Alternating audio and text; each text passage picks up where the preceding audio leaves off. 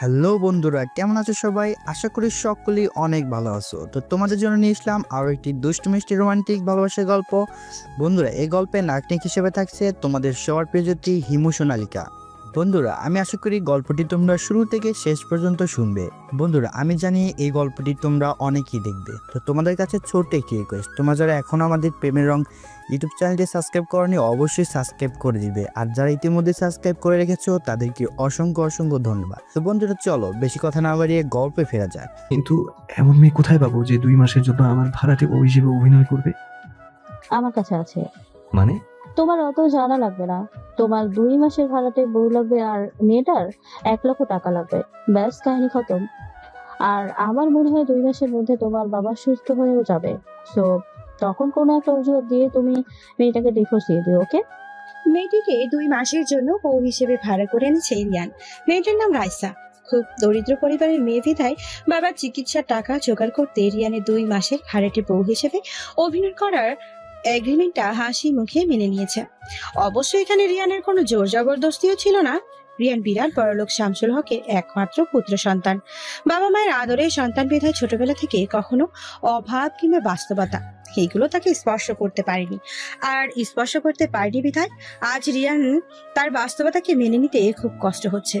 কারোর জন্য সে জীবনটাকে বারবার থামিয়ে দিতে চাচ্ছে। সুন্দর জীবনটাকে অভিশাপের কালো অধ্যায়ে পরিণত করে ফেলেছে। দিনরাত অন্ধকার ঘরে ঘুমটভাবে নির্জীবতার আড়ালে বসে থাকে। নিকোটিন আর মদের সাথে বন্ধুত্ব করেছে। মা বাবা চোখের সামনে সন্তানের এই দশা দেখে মিস্টার শামসুল হক আর সহ্য করতে পারছিলেন না। অবশ্য সহ্য করা ছাড়া তার আর কোনো উপায়ও ছিল না, কেননা রিয়ান তো তার অতীতটাকে কোনো মতেই ভোলার চেষ্টা করছে না, বরং দিন দিন আরো বেশি অতীতটাকে আঁকড়ে ধরে বাঁচার চেষ্টা করছে। আর এই অতীতটাকেও যত বেশি আঁকড়ে ধরবে তত বেশি ও ক্রমশ শেষ হয়ে যাবে। রিয়ানের বাবা ছেলের এই অবস্থা আর দেখতে পারছে না, কেননা দেখতে দেখতে 3টা বছর পার হয়ে গেছে। অথচ এত সময় দেওয়ার পরও রিয়ান একটুকু বদলায়নি। ছেলের চিন্তায় ক্রমশ মিস্টার শামসুল হকের শরীর দুর্বল হয়ে যাচ্ছে।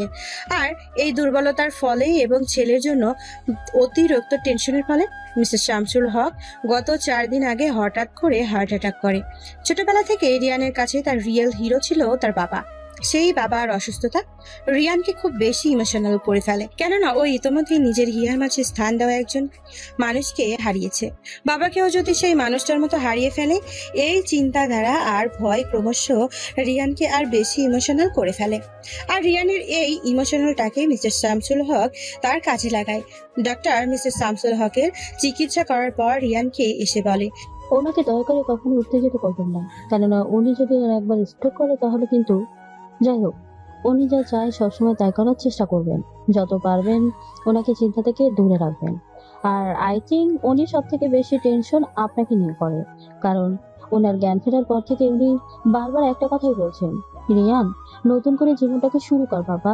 রিয়ান, এভাবে নিজেকে শেষ করে ফেলিস না বাবা। ডাক্তারের কথাগুলো শুনে রিয়ানের চোখ দুটো লাল হয়ে গেল। খুব গম্ভীর টাইপের ছেলে, নিজের কষ্টগুলো কখনো কারো কাছে প্রকাশ করে না। আর বোধ হয় বিধাতা ওর নিশ্চুপ চোখ দুটোতে এক ফোঁটাও জলও দেয়নি। তাই তো ওর মন আকাশে মেঘের ঘটা থাকলেও ওর চোখের মধ্যে কখনো বৃষ্টি ঝরে না। সেই দিনও নিজেকে এইভাবে পাথর করে রেখেছিল, যেই দিনও নিজের সব থেকে কাছের মানুষটাকে হারিয়ে ফেলেছিল। ডাক্তার রিয়ানের এই নিশ্চুপতা দেখে কাতর স্বরে রিয়ানকে বলে উঠল, রিয়ান, অতীতে যা হয়েছিল প্লিজ ভুলে যাও না। রিয়ান তখন অট্ট হাসি দিয়ে বলে উঠল, আপনি সবকিছু জানার পরেও কিভাবে এটা বলছেন? দেখো রিয়ান, জীবন কারোর জন্য থেমে থাকে না। আর হ্যাঁ, বিধাতা তোমার ভাগ্যে এভাবেই লিখেছে বিধায় তোমার সাথে এমন হয়েছে। আর তাছাড়া তুমি কি তোমার অতীতের জন্য তোমার আরেকটা প্রিয় মানুষকে হারাতে চাও? তোমার মাকে রঙিন শাড়ি থেকে বিধবা শাড়ি পরনের অবস্থা দেখতে চাও? ক্রমশ চুলগুলোকে টানতে টানতে রিয়ান বলে উঠল, না, কখনো না ডাক্তার। তাহলে প্লিজ বাবার কথাটা শোনো। ডাক্তারের কথাগুলো শুনে রিয়ান থ হয়ে নিচে বসে যায়, কেননা গত 2 বছর যাবৎ রিয়ানের বাবা রিয়ানের কাছে একটা আবদারই শুরু করেছে, বাবা বিয়ে কর, বাবা জীবনটাকে নতুন করে শুরু কর। যখনই রিয়ানকে মিস্টার শামসুল হকের কথাগুলো বলতো তখনই রিয়ান পাগলের মতো আচরণ শুরু করত। ঘরের জিনিসপত্র সব ভেঙে ফেলতো, অন্ধকার করে দৌড় দিয়ে দিনের পর দিন পার করে দিত। রিয়ানের চোখের সামনে সেই স্মৃতিগুলো ভেসে আসলো, সাথে আরো একটা স্মৃতিও ভেসে আসলো। কয়েকদিন আগেও মিস্টার শামসুল হক হঠাৎ রিয়ানের ঘরে ঢুকে অঝরে দাঁড়ায় কেঁদে বলে উঠেছিল, বাবা আমি যদি মরেও যাই তাহলে তোর কাছে আমার দাবি ও শেষ ইচ্ছে থাকবে, তুই নিজের জীবনটাকে নতুন করে শুরু করবি। এই ঘর আলো করে একটা লক্ষ্মী বউ ঘরে আনবি। রিয়ানের এই কথাটি মনে পড়তেই ও বুঝে গেল তার বাবাকে সুস্থ করার মোক্ষম উপায়টা কি, আর এও বুঝে গেল ডাক্তার তাকে কি করতে বলছে। কিন্তু ডাক্তার আপনি তো জানেন আমার পক্ষে এটা করা সম্ভব না। আমি জানি, কিন্তু তুমি কি চাও তোমার বাবাকে সুস্থ করতে? হুম। তাহলে বিয়েটা করে ফেলো। বিয়ে শব্দটা শুনতে রিয়ান রাগান্বিত কণ্ঠে ডক্টরকে বলে উঠল। নো ডাক্তার নো, আমি এটা কখনো করতে পারবো না। ডাক্তার তখন বলল, ও রিয়ান কাম অন, আমি তো তোমাকে বলিনি তোমার হৃদয়ে অন্য কাউকে স্থান দাও। আমি শুধু বলেছি তোমার বাবার সুখের জন্য একটু অভিনয় করো, কাউকে 2 মাসের বউ হিসেবে ভাড়া করে আনো। রিয়ান ডাক্তারের এমন কথায় বলে উঠল, কিন্তু এমন মেয়ে কোথায় পাবো যে 2 মাসের জন্য আমার ভাড়াটে বউ হিসেবে অভিনয় করবে? আমার কাছে আছে। মানে? তোমার অত জানা লাগবে না, তোমার 2 মাসের ভাড়াটে বউ লাগবে আর মেয়েটার 1 লক্ষ টাকা লাগবে, ব্যাস কাহিনী খতম। আর আমার মনে হয় 2 মাসের মধ্যে তোমার বাবা সুস্থ হয়েও যাবে। তো তখন কোনো একটা অজুহাত দিয়ে তুমি মেয়েটাকে ডিভোর্স দিয়ে দিও, ওকে? রিয়ান ডাক্তারটির কথায় সম্মতি দেয়, কেন রিয়ান তাকে অনেক বেশি বিশ্বাস ও ভরসা করে, কারণ এই ডাক্তারটি রিয়ানের পারিবারিক ডাক্তার। রিয়ান তাকে মামা বলে ডাকে। ধরতে গেলে রিয়ানের সাথে তার সম্পর্কটা বন্ধুত্বের মতোই। রিয়ানের সব খারাপ সিচুয়েশনের বন্ধু হিসেবে 2 হাতে এই ডাক্তার অর্থাৎ সাফাই দিয়ে রিয়ানকে আগলে রেখেছে। আর তাই রিয়ান সাফাদের কথা মতো রাইসাকে আজ বিয়ে করেছে। চারপাশে লালনীল মরিচবাতি আর আনন্দের উল্লাসে বিয়ে হচ্ছে রিয়ান আর রাইসার। রিয়ানের আত্মীয় স্বজন সবাই আজ ভীষণ খুশি, আর সব থেকে বেশি খুশি মিস্টার শামসুল হক আর তার বউ, কেননা তাদের ধারণা হয়তো তাদের ছেলে আবার আগের মতো স্বাভাবিক জীবনযাপন করবে। আর রাইসার মায়াবী চেহারার রূপ লাবণ্য আর মৃদু কথা শুনে রিয়ানের বাবা মা ওকে বউ হিসেবে পেয়ে এতটাই খুশি হয়েছে যে একবারেও ভুল করেও ওকে জিজ্ঞাসা করেনি ও কোন পরিবারের মেয়ে, ও কতটুকু পড়াশোনা করেছে, কিংবা ওর বাবা মা কোথায়। শুধু এক মুখ হাসি নিয়ে প্রাণ ভরে রিয়ানকে আর রাইসাকে দোয়া করে যায়। আর রিয়ানের মা বাবার মুখে আজ 3 বছর পর হাসি দেখতে পেয়ে রাইসার সাথে হাসি মুখে দিব্যি অভিনয় করে যাচ্ছে। রাইসা রিয়ানের এই হঠাৎ বদলে যাওয়াটাকে দেখে নিজেই নিজেকে বলে উঠল, বাবা এই হট টেম্পারেচার হঠাৎ এমন হাইস্কুল হলো কেন? কালকেই তো ক্যাফেতে আমার সাথে এগ্রিমেন্ট সাইন করার সময় কি গম্ভীর কণ্ঠে ভাব নিয়ে কথা বলছিল। লিসেন, আপনাকে বিয়ে করেছি শুধু আমার বাবা মায়ের সুখের জন্য, সো একদম আমাকে ভুল করেও তুমি বলবেন না। মনে রাখবেন জাস্ট আপনার সাথে আমার 2 মাসের বিয়ে, 2 মাস পর আপনি আপনার পথে আর আমি আমার পথে। আর হ্যাঁ, নিজের সীমা একদম অতিক্রম করবেন না। আর এখন আমাকে মিষ্টি করে বলছে তুমি এই অবস্থায় কমফোর্টেবল ফিল করছো রাইসা? যত সব। রাইসা এই বিড়বিড়িয়ে কথা বলা রিয়ান কিছুটা বুঝতে পেরে ভ্রু কুঁচকে রাইসাকে বলে উঠল, হ্যালো, আপনি কি কিছু আমাকে বলেছেন? যাক বাবা, একটু আগেই তো আমাকে কি সুন্দর তুমি বলে কি ঢং করলেন, এখন আবার আপনিতে চলে গেলেন। লিসেন, একটু আগে আম্মু আব্বু এখানে ছিল বিধায় তাদের মুখে হাসি ফোটানোর জন্য এটা করেছি। ও তাই বলুন, এই জন্যই তো বলি হট টেম্পারেচার হঠাৎ হাই স্কুল হলো কেন। রিয়ান কথাটা শোনা মাত্রই রাগান্বিত স্বরে রাইসাকে বলে উঠল। Excuse me. রাইসা রিয়ানের চোখ মুখ দেখেই বুঝে ফেললো ও খেপেছে, তাই টপিকটা চেঞ্জ করার জন্য হাসি মুখে রিয়ানকে বলে উঠল, আরে দেখুন সবাই আমাদের ছবিও তুলছে, ওইদিকে খেয়াল করেন, না হলে বুঝে ফেলবে কুছ তো গরমিল হ্যায়। বাচ্চা। রিয়ানের বাচাল মন্তব্যটা শুনে রাইসা রাগান্বিত স্বরে রিয়ানকে বলে উঠল, আপনি কি হ্যাঁ একটা বক রাক্ষস মুখে একটু হাসি নেই, জীবনে কি কখনো হাসতে শেখেননি? রাইসা এই রকম কথা রিয়ানের হঠাৎ পুরনো সেই স্মৃতিগুলো চোখের সামনে চলে আসলো। একটা সময় ছিল যখন এই মুখে হাসি ছাড়া বিষাদের মেঘ কখনোই ঠাঁই পেত না, কিন্তু আজ যে হাসিটা দিয়েছিল সেই কেড়ে নিয়ে অনেক দূরে চলে গেল। রিয়ানের সব স্মৃতি মনে পড়তেই ও কর্কশ কণ্ঠে রাইসাকে বলল, ডোন্ট ক্রস ইওর লিমিট। কথাটি বলে এই জায়গাটি ত্যাগ করে চলে গেল। রিয়ানের এই রূপ আচরণ দেখে রাইসা বলে উঠল, বাবাই তো দেখছি পাগলের পাল্লায় পড়লাম, ভাড়াটে বউ ওকে তোর সাইজ করতেই হবে। হঠাৎ রাইসার সামনে হলো, পেছন থেকে কেউ একজন তাকে বলছে, মা কোনো সমস্যা হয়েছে? মেয়েলি কণ্ঠটা পেয়ে রাইসা পেছনে তাকিয়ে দেখে রিয়ানের মা রাইসার মাথায় আলতো করে স্পর্শ করে এই কথাটি বলছে। রাইসা রিয়ানের মাকে দেখে স্নেহমাখা কণ্ঠে বলে উঠল, না কিছু হয়নি মা। তাহলে রিয়ান এভাবে চলে গেল কেন? এমনি। ও এইরকমই, ওকে একটু আগের জীবনে ফিরিয়ে এনো, তাহলে আমি না সারা জীবন তোমার কাছে ঋণী থাকবো। রিয়ানের মা কথাগুলো বলে চোখের জল মুছতে মুছতে চলে যায়। রাইসা তখন বলে উঠল, এই হট টেম্পারেচারকে কিভাবে আমি সামলাবো আল্লাহই জানে। কাজই চলে এসেছে, বিয়ে প্রায় সম্পূর্ণ। তবে বিয়েটা সম্পূর্ণ হওয়ার পর ক্রমশ রিয়ানের চোখে মুখে মিথ্যে সুখের যে অভিনয় ছিল তা ক্রমান্বয়ে বিষাদের মেঘের কাছে হার মেনেছে। রিয়ান বারবার রাইসাকে বলতে লাগলো, দেখুন ভাড়াটে বউ, আপনি কিন্তু আপনার সীমা কখনোই ক্রস করবেন না। রিয়ানের বাবার এই কথাটা রাইসার প্রচন্ড রেগে রিয়ানকে বলে উঠল, আরে মশাই এই কথাটা আর কয়বার বলবেন? লাইফে কত ছেলে দেখেছি কিন্তু আপনার মতো একটা গাধাও দেখিনি। হ্যালো, খালি ভাব দেখায় যত সব। রিয়ান রাইসাকে কিছু বলার আগে রিয়ানের চাচাতো বোন মিথিলা দুজনের মাঝে ঢুকে হাসি মুখে রাইসাকে উদ্দেশ্য করে বলল, কি এত কথা ভাবি? এখনই তোমাদের এই অবস্থা। মিথিলার এই রূপ মজা রিয়ানের একদমই পছন্দ হচ্ছে না। গম্ভীর কণ্ঠে মিথিলাকে রিয়ান বলল, মিথিলা, আমি এসব একদমই পছন্দ করি না। রাইসা তখন রিয়ানকে একটা মুখ ভেঙচি দিয়ে বলে উঠল, না মিথিলা এসব বলো না, বরং এখানে দাঁড়িয়ে থেকে কারোর শোকে নীরবতা পালন কর। মিথিলা রাইসার এই রূপ কথা শুনে হাসতে থাকে।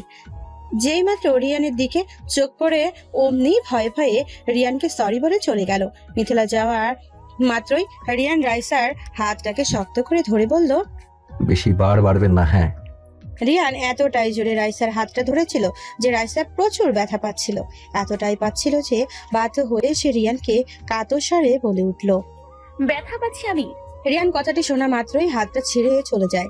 রাইসার হাতের দিকে তাকিয়ে থেকে হাতটা অনেক লাল হয়ে গেছে, প্রচন্ড ব্যথা করছে। না চাইতেও রাইসার চোখে থেকে এক ফোঁটা জল গড়িয়ে পড়লো। কি হলো ভাবি? গলার আওয়াজ পেয়ে রাইসা পাশে তাকিয়ে দেখে মিথিলা দাঁড়িয়ে আছে। রাইসা অন্যদিকে তাকিয়ে চোখের জলগুলো মুছে ফেললো এবং একটু মুচকি হাসি দিয়ে মিথিলাকে বলল, কিছু না। তাহলে তুমি কাঁদছিলে কেন? এমনি বাবা, মায়ের কথা একটু মনে পড়েছে। থাক ভাবি, একদম কাঁদবে না। আর তাছাড়া আজ থেকে আমরাই তো তোমার আপনজন। বড় মাই তো আজ থেকে তোমার মা, আর বড় বাবা তোমার বাবা, আর আমি একমাত্র তোমার কিউট বোন। রাইসা মিথিলার কথাগুলো শুনে মিথিলাকে জড়িয়ে ধরলো আর মনে মনে ভাবলো, সবাই কত ভালো, শুধু রাক্ষসটাই খারাপ। ওর কিসের এত কষ্ট? কেনই বা হঠাৎ করে প্রচুর রেগে যায়? না, আমাকে জানতেই হবে। চলো ভাবি, এবার তোমাকে তোমার ঘরে নিয়ে যেতে বলেছে বড় মা। রাইসাকে নিয়ে মিথিলা ড্রয়িং রুমে চলে আসে। রাইসাকে রিয়ানের মা দেখে অত্যন্ত আদর মাখা কণ্ঠে বলে উঠল, মা, তোমার কোনো সমস্যা হচ্ছে? রিয়ানের মায়ের কথা শুনে রাইসা বিড়বিড় করে বলল, কিছু বলবে মা? না। ও আচ্ছা, রিয়ান কোথায়? পেছন থেকে রিয়ান তখন বলে উঠল। এই যে আমি, মা। রিয়ানের ডাক পেয়ে রাইসা পেছনে তাকিয়ে একটা মুখ ভেঙচি দিয়ে বলে উঠল। রিয়ান তখন রাইসাকে উদ্দেশ্য করে বলে উঠল, ভাবি, তুমি ভাইয়াকে কি বলেছো? আমি কিন্তু শুনে ফেলেছি। মিথিলার এই কথাটা শুনে রাইসা একটু ভয় পেয়ে যায়। ভয়ে ভয়ে মিথিলাকে বলল, ভয় পেও না ভাবি, আমি তোমার পক্ষে আছি। এইসব দেবদাসকে এগুলো ছাড়া আর কিছুই বলা যায় না। মিথিলা আর রাইসা দুজনেই রিয়ানকে নিয়ে এইরূপ মন্তব্য করতে থাকে আর খিলখিল করে হাসতে থাকে। রাইসা আর মিথিলার হাসি দেখে রিয়ান রাগান্বিত কণ্ঠে রাইসাকে উদ্দেশ্য করে বলে উঠল, আমি কি কোনো জোকার যে আমাকে দেখে এভাবে হাসতে হচ্ছে? রাইসা রিয়ানের প্রশ্নের উত্তরে হাসি মুখে বলে উঠল, ইউ। কি হচ্ছে এসব? এখনই তোমরা ঝগড়া করবে নাকি? চারপাশে কিন্তু অনেক লোক। সো ভাবি চুপ, এন্ড ভাইয়া আপাতত তুমি একটু স্কুল হও তো। মিথিলার কথা মতো রিয়ান নিজের রাগটাকে একটু কন্ট্রোল করলো। মিথিলার ভাই অর্থাৎ রিয়ানের চাচাতো ভাই রাহুল এসে রিয়ানের হাত ধরে বলে উঠল, আরে ভাইয়া, তুমি কি আজকে আমাদের সময় দিবে না? চলো বাইরে চলো, বাইরে তোমার অনেক ফ্রেন্ড তোমার অপেক্ষা করছে। রিয়ান চলে যাওয়ার পরেই রাইসা মিথিলাকে জিজ্ঞেস করে, আস্তে আস্তে তুমি সব বুঝতে পারবে ভাবি। এখন উপরে তোমার রুমে চলো। রাইসা আর কোনো কথা না বাড়িয়ে মিথিলার হাত ধরে উপরে যেতে লাগলো আর ভাবতে লাগলো, রাইসা মিথিলার সাথে রিয়ানের রুমে যেতেই অবাক হয়ে যায়। পুরো ঘর যেন স্বর্গের মতো। ঘরের পশ্চিম পাশে রাজাদের মতো পালঙ্ক, আর সেই পালঙ্কের ওপর গোল্ডেন কালারের একটি বিছানা চাদর, যেটি রোদের কিংবা তীব্র আলোর স্পর্শে লালচে কালার ধারণ করে। তার উপরে গোলাপের পাপড়ি দিয়ে একটা লাভ আঁকা। বিছানাটা চারপাশে রং বেরঙের ফুল আর গন্ধ আর সৌন্দর্যে যে কাউকে ঘরটার প্রতি আকৃষ্ট করে ফেলবে। বিছানা দক্ষিণ পাশে একটা মস্ত বড় জানালা, যা দিয়ে চাঁদের হাট দেখা যায়। পুরো ঘরের মোট 4টা জানালা, আর 4টা জানালার মধ্যেই লাল পায়ের গোল্ডেন কালারের পর্দা। ঘরের দেওয়ালটায় হালকা ব্লু কালার করা, আর ঘরটার উত্তর দিকে মস্ত বড় এক বারান্দা, যা দিয়ে বাইরের দৃশ্যও দেখা যায়। কিভাবে পছন্দ হয়েছে রুমটা? কিন্তু কিন্তু কি? আসলে আমি এই প্রথম এত বিলাসবহুল ঘর দেখেছি। এইটুকু দেখে তোমার এই অবস্থা, তাহলে বাকি জীবন কি করবে? মানে তোমার যার সাথে বিয়ে হয়েছে সে এর চেয়েও আরো বেশি বিলাসিতা পছন্দ করে। যাই হোক, তুমি রুমে গিয়ে ফ্রেশ হও, ভাইয়া কিছুক্ষণ পর চলে আসবে। এই কথা বলে মিথিলা চলে যায়। মিথিলা চলে যাবার পর রাইসা ঘরে ঢুকেই দরজার ভেতর দিয়ে আটকে দেয়। তারপর মনের আনন্দে গান গাইতে গাইতে পুরো ঘর ঘুরে ঘুরে দেখলো। বাবা, রাক্ষসে দেখি চয়েস আছে না। খ্যাত টাইপের কোনো ছেলের অন্তত ভাড়াটে বউ হয়নি। এই কথা বলতে বলতে রাইসা পালঙ্কটির প্রতি আকৃষ্ট হয়ে সেটাকে কাছ থেকে দেখার জন্য তার দিকে যেতেই হঠাৎ তার চোখ পড়লো ঘরের দেওয়ালগুলোর দিকে ভালো করে তাকাতেই রাইসার মুখটা বিষাদের কালো মেঘপুঞ্জ বাসা বেঁধে। রাইসা দেখতে পেল রিয়ানের পুরো ঘরের দেওয়াল জুড়ে শুধু একটি মেয়ের ছবি, আর প্রতিটি ছবির নিচে দিয়ে লেখা, এখনো তোমায় ভালোবাসি রিয়া। চলে গেছো তাই বলে কি ভুলে যাবো? এখনো মাঝরাতে তোমার জন্য বুকটা কেঁপে ওঠে রিয়া। রাইসা রিয়ানের এইসব কাণ্ড থেকে সহ্য করতে না পেরে বলে উঠল, ইস, পাগল আবার কাব্যও লিখে, যত সব ঢং। কিন্তু এই মেয়েটিকে সারা ঘর জুড়ে এই মেয়েটির ছবি বা কেন? রাইসা যখন এসব চিন্তা ভাবনায় মগ্ন ছিল, ঠিক তখনই রাইসার মনে হলো দরজায় কেউ একজন নক করছে। দরজার নকের আওয়াজে রাইসার কানে আসতেই রাইসা প্রচন্ড রাগান্বিত কণ্ঠে বলে উঠল, এই কে? ওপাশ থেকে ধমক দিয়ে কেউ একজন বলে উঠল, আমি কে? এই বাসা মেয়ে, দরজা খুলো। রাইসা কথাটি শুনেই বুঝতে পারলো রিয়ান ছাড়া এ আর কেউ নাই। ও, তাছাড়া এই ঘরটা তো বক রাক্ষসেরই, তো ওই তো এখন এই ঘরে আসবে। রাইসা গিয়ে দরজাটা খুলতেই দেখতে পেল রিয়ানের চোখে মুখে রাগ ভাব। রিয়ানের মুখের দিকে তাকিয়ে রাইসা ভয়ে ভয়ে বলে উঠল, শাট আপ। এন্ড জানি, এখন আপনি আর কি বলবেন? Don't cross your limit. তো তাছাড়া আর কি বলবো? তুমি আমার ঘরে ঢুকে আমার অনুমতি ছাড়া দরজা লাগিয়েছো। সাহস তো কম নয় তোমার। সাহসে কি রেখেছেন আপনি? হ্যাঁ, আপনি কি জানেন আমি কে? রিয়ান তখন রাইসার মুখের একদম নিকটে গিয়ে বলে উঠল, কে আপনি? বাবা, এ তো দেখছি হট হয়ে যাচ্ছে, না একে কন্ট্রোল করতেই হবে। এই বলে রাইসা খিলখিল করে হাসতে হাসতে রিয়ানকে বলে উঠল, আমি কেউ না। ইউ। আপনি তো গরম হন কেন? হ্যাঁ, যাই হোক, এই পুরো ঘরের দেয়াল জুড়ে এগুলো কার ছবি? রাইসার এইরূপ প্রশ্ন রিয়ানের আচরণের মাঝে একটু পাগলামি ভাব দেখা গেল। রিয়ান ছবিগুলোর অতি নিকটে গিয়ে একটি ছবির মধ্যে হাত দিয়ে কান্না মাখা কণ্ঠে রাইসাকে বলে উঠল, এ আমার সব, হে আমার ভালোবাসা, ও আমার বউ। ও ছাড়া আমার হৃদয়ে অন্য কারো স্থান নেই, আর কখনো হবেও না। আর এই কথাটি মাথায় ঢুকিয়ে নেবেন, ওকে? আর ভুল করেও কখনো এই ছবিকে টাচ করবেন না। যদি ও আপনার বউ হয় তাহলে আমাকে বিয়ে করেছেন কেন? আর তাছাড়া ওই বা কোথায়? সেই কৈফিয়ত আপনার কাছে দিতে আমি বাধ্য নই। আর তাছাড়া আপনাকে আমি আমার ভাড়াটে বউ হওয়ার জন্য জোর করিনি। আপনার টাকা লাগবে বিধায় আপনি আমার ভাড়াটে বউ হওয়ার জন্য রাজি হয়েছেন। সো আমার সম্পর্কে কিছু জানার একদম চেষ্টা করবেন না, ওকে? এই বলে রিয়ান বিছানার দিকে যেতেই দেখে ফুল দিয়ে পুরো বিছানা সাজানো। ফুল দেখে রিয়ান ক্রমশ আরো বেশি রেগে যায়। রাইসার কাছে গিয়ে রাইসাকে বলে উঠল, এই ঘর ফুল দিয়ে কে সাজালো? হ্যাঁ, কে সাজালো? রাইসা রিয়ানের আচরণ দেখে খুব বেশি ভয় পেয়ে যায়। ভয়ে ভয়ে রিয়ানের প্রশ্নের উত্তর দিল, আমি জানি না। ওকে ফাইন, আজ থেকে জেনে রাখুন। লিসেন, আমি পৃথিবীতে সব থেকে বেশি ফুলকে অপছন্দ করি, আর এসব হয়তো মিথিলার কাজ, যত সব। রাইসাকে এই কথা বলে বিছানার কাছে গিয়ে পুরো বিছানার চারপাশের ফুলগুলোকে ক্রমশ ছিঁড়ে ফেলে দিতে লাগলো, আর বলতে লাগলো, I don't like flower. Raisa রিয়ানের এই রূপ ভয়ঙ্কর আচরণে খুব ভয় পেয়ে যায়। তারপর ভয়ে ভয়ে রিয়ানকে থামানোর জন্য ও রিয়ানের কাছে যায়। রিয়ানের কাছে যেতেই রিয়ান ওকে জোরে সরে একটা ধাক্কা মারে, ফলে রাইসা নিচে পড়ে গিয়ে হাতে প্রচন্ডভাবে ব্যথা পায়। রিয়ান রাইসার ব্যথাটাকে কোনো ভ্রুক্ষেপ না করে সোজা ঘর থেকে বেরিয়ে যায়। রিয়ানের এই রূপ নিষ্ঠুরতার আচরণ দেখে রাইসা খুব বেশি কষ্ট পায়। এত নিষ্ঠুর কিভাবে একটা মানুষ হয়? ব্যথা পেয়েছে অথচ একবার দেখলো না, এমন কেন উনি? তারপর রাইসা আস্তে আস্তে উঠে দাঁড়ালো। অনেকক্ষণ দাঁড়িয়ে থেকে ধীরে ধীরে বারান্দার কাছে গিয়ে বাহিরের দিকে তাকিয়ে রইল আর ভাবলো,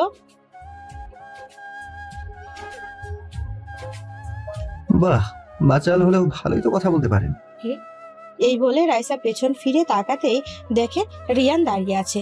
একটু অভিমানী কণ্ঠে রাইসা তখন বলে উঠল, ও আপনি হট টেম্পারেচার? আমার উপর অভিমান হয়েছে, কিন্তু তাও আমাকে হট টেম্পারেচার বলাটা গেল না। রাইসা রিয়ানের প্রশ্নের কোনো উত্তর না দিয়ে মুখটাকে নিচু করে দাঁড়িয়ে থাকে। রাইসার এই নীরবতা দেখে রিয়ান চুপচাপ অনেকক্ষণ বাইরের দিকে তাকিয়ে থাকে। তারপর আসলে আমি একটু দুঃখিত আত্মহত্যা তখন করে আপনাকে বলে ওভাবে উঠল। ধাক্কা দেওয়ার জন্য।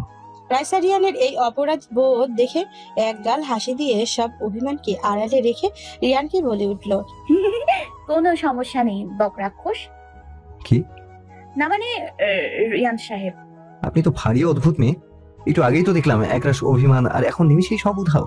ও আমি এরকমই। ওকে ফাইন, আমার সাথে আসুন। এই বলে রিয়ান রাইসার হাতটি আলতো করে ধরে রাইসাকে বারান্দা থেকে ঘরে বিছানিয়ে নিয়ে বসায়।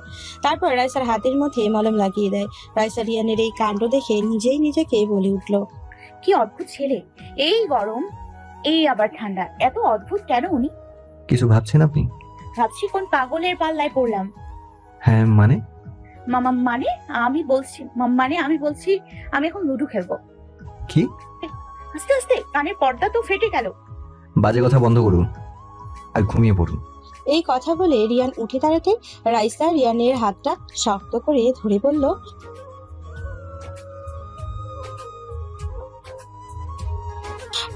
না, আমি সব আলতু ফালতু আবদার পূরণ করিনি। কি করবো বলুন, আমি মানুষটাই তো আলতু ফালতু। রাইসার এমন কথায় রিয়ানের প্রতি একটু মায়া জাগ্রত হলো। তাই রিয়ান সহানুভূতিশীল কণ্ঠে রাইসাকে বলে উঠল, সবাই তো বুঝলাম, বাট সরি, আমার কাছে লুডো নেই, ঘুমান। আর আপনি কি করবেন? কোথায় ঘুমাবেন, আমার সাথে নাকি? আগে না, আর কি করব আমি? মেয়ে মানুষ বিধায় আপনাকে বিছানাতে ঘুমাতে দিলাম, আর আমি সোফায় গিয়ে ঘুমালাম। ধুর, কার পাল্লায় যে পড়লাম। রিয়ান রাইসার কথায় কোনো পাত্তা না দিয়ে সোজা গিয়ে সোফায় শুয়ে পড়ে। রিয়ানের এই অবস্থা দেখে রাইসা বলে উঠল, আমি লুডো খেলবই। এই বলে নিজে নিজে চিল্লাতে লাগলো। পাঁচ ইয়ে। রাইসা চক্কা পাঁচ চিল্লাতে চিল্লাতে রিয়ান সোফায় বসে পড়লো। তারপর বলে উঠল, হেই, আপনি কি পাগল হয়ে গেছেন? আর লুডোর কোর্ট নেই, ছক্কা পাঁচ পাইছেন কই? মনের ভেতর লুডো কোর্টের ছবি এঁকে খেলছি। প্লিজ দয়া করে আমায় একটু ঘুমাতে দিন। ওকে, যেহেতু দয়া চেয়েছেন তাই আর কথা বলবো না। ধন্যবাদ। এই বলে রিয়ান শুয়ে পড়লো। রাইসাও আর কোনো কথা বললো না। রিয়ানের মনে হলো রাইসা ঘুমিয়ে পড়েছে। তাই রিয়ান মনে মনে বলে উঠল, যাক বাবা, বাচ্চা ঘুমিয়ে পড়েছে। যাই হোক, আমি এখন একটু ঘুমাই। এই বলে রিয়ানের ঘুমিয়ে পড়লো। আধ ঘন্টা পর রিয়ানের মনে হলো তার মুখের উপর কারো একজনের নিঃশ্বাস পড়ছে। কেউ একজন তার মুখের একদম নিকটে এসে জোরে জোরে নিঃশ্বাস নিচ্ছে। এই অনুভূতিতে একটু চমকে গিয়েও রিয়ান চোখ খুলতে দেখে ভয়ে রিয়ান সে যেই মাত্র বসতে যাবে অমনিতেই রাইসা রিয়ানকে ঠাস করে একটা থাপ্পড় দিয়ে দিল। রিয়ান থাপ্পড়টা খেয়ে কিছু সময় রাইসার পানে তাকিয়ে রইল। তারপর সিংহর মতো গর্জন করে বলে উঠল, আপনি কি পাগল? কেন? কেন মানে আমাকে থাপ্পড় মেরে আবার কেন বলছেন? আসলে কি বলুন তো, আমার না ঘুম না আসলে যাকে সামনে পাই কিংবা আমার পাশে পাই তাকে ইচ্ছে মতো মারতে থাকি। আজীব মানুষ তো আপনি। তো ঘুমান, আপনাকে কি কেউ বলেছে রাত জাগতে? মানেটা কি? কিভাবে আমি ঘুমাবো? কেন চোখ বন্ধ করে ঘুমাবেন? আরে আমি সেটা বলিনি, আমি বলছি আপনি তো পুরো বিছানায় ফুল ছিঁড়ে এক অবস্থা করে রেখেছেন। ওগুলো পরিষ্কার না করলে আমি কিভাবে ঘুমাবো? তা পরিষ্কার করে ফেলুন। এই সব কত শুনুন, যে ফুল ছিঁড়েছে তারই পরিষ্কার করতে হবে। মানেটা কি? দেখুন, না পরিষ্কার করলে আপনি কিন্তু এখন আবার একটা থাপ্পড় খাবেন, তখন কিন্তু আমায় দোষ দিতে পারবেন না। ওকে ফাইন, আমি পরিষ্কার করে দিচ্ছি, বাট আমার একটা শর্ত আছে। কি শর্ত? বিছানা পরিষ্কার করে দেওয়ার পর 1 মিনিটও দেরি না করে আপনি ঘুমিয়ে যাবেন। ঠিক আছে। রাইসা চুপচাপ বসে থাকে আর রিয়ান প্রচন্ড তাড়াতাড়ি করে বিছানাটা পরিষ্কার করে ফেলে। তারপর রাইসাকে গম্ভীর কণ্ঠে বলল, এই যে ম্যাডাম, পরিষ্কার করে দিয়েছি, এবার দয়া করে একটু ঘুমান আর আমাকেও একটু শান্তি দিন। কিন্তু স্যার, আমার যে ঘুম পাড়ানির গান না শোনালে ঘুম আসে না। Shut up! আপনি কিন্তু এবার অতিরিক্ত আমাকে বিরক্ত করছেন। দেখুন, আমার এগুলো একদম পছন্দ না। আপনি তো একটা ছাগল, এগুলো আপনার পছন্দ হবে কি করে? যত সব। এই বলে রাইসা মুখটাকে ভার করে বিছানায় গিয়ে শুয়ে পড়ে। রিয়ানও তখন আর কোনো কথা না বাড়িয়ে শুয়ে পড়ে। আবার অবাক দৃষ্টিতে দেওয়ালের সেই ছবিগুলোর পানি তাকিয়ে থাকে। কিছুক্ষণ পর দীর্ঘশ্বাস ফেলে বলে উঠল, রিয়া, কেন আমায় ছেড়ে চলে গেছো? আমি যে বড্ড বেশি একা হয়ে গেছি, বড্ড বেশি। রোজ রাতে রিয়ান এক রাতে নিকোটিন আর আরেক হাতে মদের বোতল নিয়ে রিয়ার ছবিগুলো তাকিয়ে এরকম নানা কথা বলতে থাকে। কখনো বা চোখগুলো কষ্টের স্পর্শে লাল করে ছবিগুলোর দিকে তাকিয়ে থাকে। একটা রাতকে হিসাবে পার করে দেয়। কেননা রিয়ান যখন ছবিগুলোর দিকে তাকিয়ে থাকে কিংবা ছবিগুলোর সাথে কথা বলে, তখন ওর মনে হয় ফ্রেম বন্ধ থাকা ছবিটির মানুষটি ওর নিষ্ঠুরভাবে ওর কথাগুলো শুনছে, ওর জন্য কাঁদছে। আর ও ব্যতিক্রম কিছু হয়নি। সারা রাত নির্ঘুম চোখে ছবির পানে তাকিয়ে থাকার কারণে ভোরের দিকে রিয়ানের চোখ একটু ঘুম নেমে আসে। কিন্তু 5:30-এ হালকা পানির স্পর্শে রিয়ানের সেই ঘুমটাও ভেঙে যায়। একটু অস্বাভাবিক ভাব নিয়ে চোখ কচলাতে কচলাতে তাকাতে রিয়ান দেখতে পেল রাইসা এক হাতে পানির গ্লাস নিয়ে দাঁড়িয়ে আছে। এসব কি? সরি, দেখুন এত বেলা অবধি মুসলমান জাতির ঘুমাতে নেই। আর তাছাড়া আপনাকে সেই কখন থেকে আমি ডাকছি, কিন্তু আপনার কোনো সাড়া শব্দ নেই, তাই বাধ্য হয়ে এটা করতে হয়েছে। এবার দয়া করে যান, গিয়ে অজু করুন, তারপর নামাজ পড়তে যান। রাইসার কথায় রিয়ান কোনো উত্তর না দিয়ে বিছানা থেকে সোজা উঠে ওয়াশরুমে চলে যায়। রিয়ানকে ওয়াশরুমে যেতে দেখে রাইসার চোখে মুখে আনন্দ নেমে আসে, কিন্তু পরক্ষণে তার নিমেষেই আবার মেঘের কাছে হার মানে। রিয়ান ওয়াশরুম থেকে এক জগ পানি এনে সোজা রাইসার মাথায় ঢেলে দেয়। পানিটা এতটাই ঠান্ডা ছিল যে তার স্পর্শে রাইসা কাঁপতে লাগলো। কিন্তু রিয়ান রাইসার কাঁপুনিকে গুরুত্ব না দিয়ে অনায়াসে রাইসাকে বলে উঠল, ভাড়াটে বউ হিসেবে এসেছেন, ভাড়াটে বউ হয়েই থাকুন, একদম আমার উপর অধিকার ফলাতে চাইবেন না। আর হ্যাঁ, ভুল করেও দ্বিতীয়বার এই কাজ করার আগে একবার হলেও ভাববেন যে আপনি কার সাথে এসব করছেন। আন্ডারস্ট্যান্ড? এই বলে চোখে মুখে একরাশ রাগ নিয়ে রিয়ান ঘর থেকে বেরিয়ে যায়। আর রাইসা রিয়ানের চলে যাওয়ার দিকে তাকিয়ে থাকে। তারপর চোখ থেকে এক ফোঁটা বৃষ্টি ঝরিয়ে বলে উঠল, আসলে পৃথিবীর মানুষগুলো বড়ই অদ্ভুত, এদের চেনা বড় দায়। এরা যখন তখন বদলে যেতে পারে, যখন তখন। এই বলে রাইসা অঝরে দাঁড়ায় কাঁদতে লাগলো। কিন্তু পরক্ষণে রাইসার কান্নাটা হঠাৎ বন্ধ হয়ে যায়, একটা কথাই ভেবে। আসলে আমাদের উচিত মানুষের বদলে যাওয়াটা না দেখে তার বদলে যাওয়ার কারণটা খোঁজা, আর আজ থেকে সেটাই আমি করব। চোখের জলগুলো মুছে মুখে এক গাল হাসি দিয়ে রাইসা লাগেজ থেকে জামা কাপড় বের করলো। মেরুন কালারের একটা শাড়ি নিয়ে ওয়াশরুমে গিয়ে চেঞ্জ করে তারপর নামাজ পড়ে পুরো ঘরটাকে পরিপাটি করে সাজাতে শুরু করলো। আলমারিতে তাকে এক পাশে নিজের জামা কাপড়গুলো, অন্য পাশে রিয়ানের শার্ট প্যান্ট গোছাতে লাগলো। হঠাৎ রাইসা চোখে পড়লো রিয়ানের শার্ট প্যান্টের নিচে 3টে মদের বোতল। বোতলগুলো পেয়ে রাইসা অবাক দৃষ্টিতে বোতলগুলোর দিকে তাকিয়ে রইলো। তারপর নিজেই নিজেকে বলে উঠলো, মানুষ নাকি সৃষ্টির সেরা জীব, অথচ এই সম্মান পাওয়ার পরও এরা সামান্য কষ্টতে কেন এভাবে ভেঙে পড়ে, ক্রমশ নিজেকে কেন এভাবে শেষ করে দেয়। কিন্তু একবার কি তাদের মাথায় এটা আসে না যে... এই বলে রাইসা মদের বোতলগুলো আলমারি থেকে সরিয়ে ফেলে। ভাবি, ভাবি, কে? আমি। ও মিথিলা, এসো, ভেতরে এসো। মিথিলা ঘরে ঢুকতেই এক গাল হাসি নিয়ে রাইসাকে বলে উঠলো, ভাবি, প্রথম দিনেই তো তুমি বাজিমাত করে ফেলেছো। মানে? ভাবি, তুমি আমার জানতে চাও? তুমি জানো ভাইয়া আজকে ভোরে বড় বাবার সাথে ফজরের নামাজ পড়তে গেছে। কি বলছো তুমি এসব? হ্যাঁ ভাবি, আমি ঠিকই বলছি, কেননা আমি নিজের চোখে দেখেছি ভাইয়া টুপি পরে বড় বাবার সাথে মসজিদে যাওয়ার জন্য বাড়ি থেকে বের হয়েছে। আজ এত বছর পর এই প্রথম আমি আবার বড় বাবাকে হাসতে দেখেছি। ভাবি, এত ভালো একটা কাজ করার জন্য তোমাকে ধন্যবাদ দিয়ে ছোট করব না। এই মিথিলা, তুমি সত্যি বলছো তো? কেন ভাবি? আমার না বিশ্বাস হচ্ছে না। এই তুমি আমাকে একটা চিমটি কাটো তো। Okay fine. এই বলে মিথিলা মুচকি হাসতে হাসতে রাইসাকে ইচ্ছে করে জোরে সরে একটা চিমটি মারে। চিমটিটা খেয়ে রাইসা চিৎকার দিয়ে বলে ওঠে, উফ, মিথিলা চিমটি দিতে বলেছি বলে এত জোরে দেবে? কিন্তু রাইসা মিথিলার ভাবি। সরি কথাটি না শুনে আর মনেই চিন্তা করতে লাগলো। সেই তো নামাজ পড়তে গেল, তাহলে আমার সাথে কেন এমন আচরণ করলো? রাইসার এই রূপ রোবটের মতো দাঁড়িয়ে চিন্তার জগতে মগ্ন থাকতে দেখে মিথিলা একটু বিরক্ত ভাবে নিয়ে রাইসার হাত স্পর্শ করে বলে উঠল, কি এত ভাবছো ভাবি? না কিছু না। ও এই বলে মিথিলা নিজের হাতটা গুটিয়ে নিতে ব্যস্ত হতেই হঠাৎ ওর মনে হলো রাইসার শরীরটা কেমন জানি গরম হয়ে আসছে। একটু অবাক কণ্ঠে মিথিলা রাইসাকে বলল। ভাবি, তোমার শরীর দেখি গরম হয়ে আসছে। রাইসা মিথিলার কথা ঘুরানোর জন্য হাসিমাখা কণ্ঠে বলে উঠল, আরে আমার ননদিনী ও কিছু না, এখন তুমি বলো এত সকালে আমার ঘরে কেন আসছো? মিথিলাও তখন রাইসাকে উদ্দেশ্য করে বলে উঠল, তোমাকে নিচে মা, বড় মা ডাকছে, চলো। আর তাছাড়া কতক্ষণ পর পাড়ার লোকজন আসবে তোমায় দেখতে। আমায় দেখতে? কিন্তু কেন? বারে, তুমি আমার ভাইয়ের বউ, এ পাড়ার সব থেকে ধনী শামসুল হকের সাহেবের একমাত্র পুত্র রিয়ান হকের বউ। তো তোমাকে দেখতে আসবে না কি আমাকে দেখতে আসবে? আর তাছাড়া তুমি নতুন বউ না, সবাই দেখবে না আমার ভাবিটা কত সুন্দর। মিথিলার কথায় রাইসা একটু অন্যমনস্ক হয়ে গম্ভীর কণ্ঠে বলে উঠল, নতুন বউ ভাবি সবকিছু শুধুমাত্র 2 মাসের জন্য। 2 মাস পর সবকিছু শেষ হয়ে যাবে, সবকিছু। ভাবি, তুমি কিছু বললে? হ্যাঁ, না মানে মানে আমি বলেছি তাড়াতাড়ি নিচে চলো, সবাই আমাদের জন্য অপেক্ষা করছে। যাব, কিন্তু এখন না। কেন? কারণ তোমাকে তো এখনো আমি সাজালামই না। বড়মা বলেছে তোমাকে অনেক সুন্দর করে সাজাতে।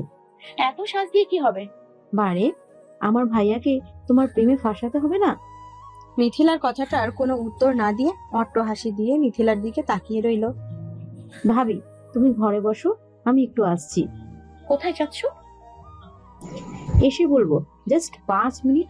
আর হ্যাঁ ভাবি, এই 5 মিনিট তুমি একদম চুপটি করে এখানে দাঁড়িয়ে থাকো। এই বলে মিথিলা ঘর থেকে বেরিয়ে যায় আর রাইসা অন্যমনস্ক হয়ে বিছানার ওপর বসে ভাবতে লাগলো। আমি কি এদের ঠকাচ্ছি? এরা যখন জানতে পারবে আমি 2 মাসের ভাড়া করা বউ, 2 মাস পর নিজের ঠিকানায় চলে যাব, তখন এরা কি করবে? আসবো। রাইসা একটু চমকে উঠল। রিয়ান কোনো জবাব না দিয়ে ভদ্র ছেলের মতো রুমে ঢুকে যায়। রাইসা রিয়ানকে দেখতে পেয়ে বিছানার বালিশগুলোকে ঠিক করতে লাগলো। রিয়ানও দাঁড়িয়ে রাইসার বালিশ ঠিক করার দিকে তাকিয়ে রইল। রিয়ানের এভাবে অসহায়ত্ব ভাবে দাঁড়িয়ে থাকতে দেখে রাইসা বালিশ গুছিয়ে একটু শান্ত কণ্ঠে রিয়ানকে বলল, আপনি কি কিছু বলতে চান? না মা, মা মানে? কি এত আমতামতা করছেন? কি বলবেন বলে ফেলুন। এই বলে রাইসা বিছানাটা ঝাড়তে লাগলো।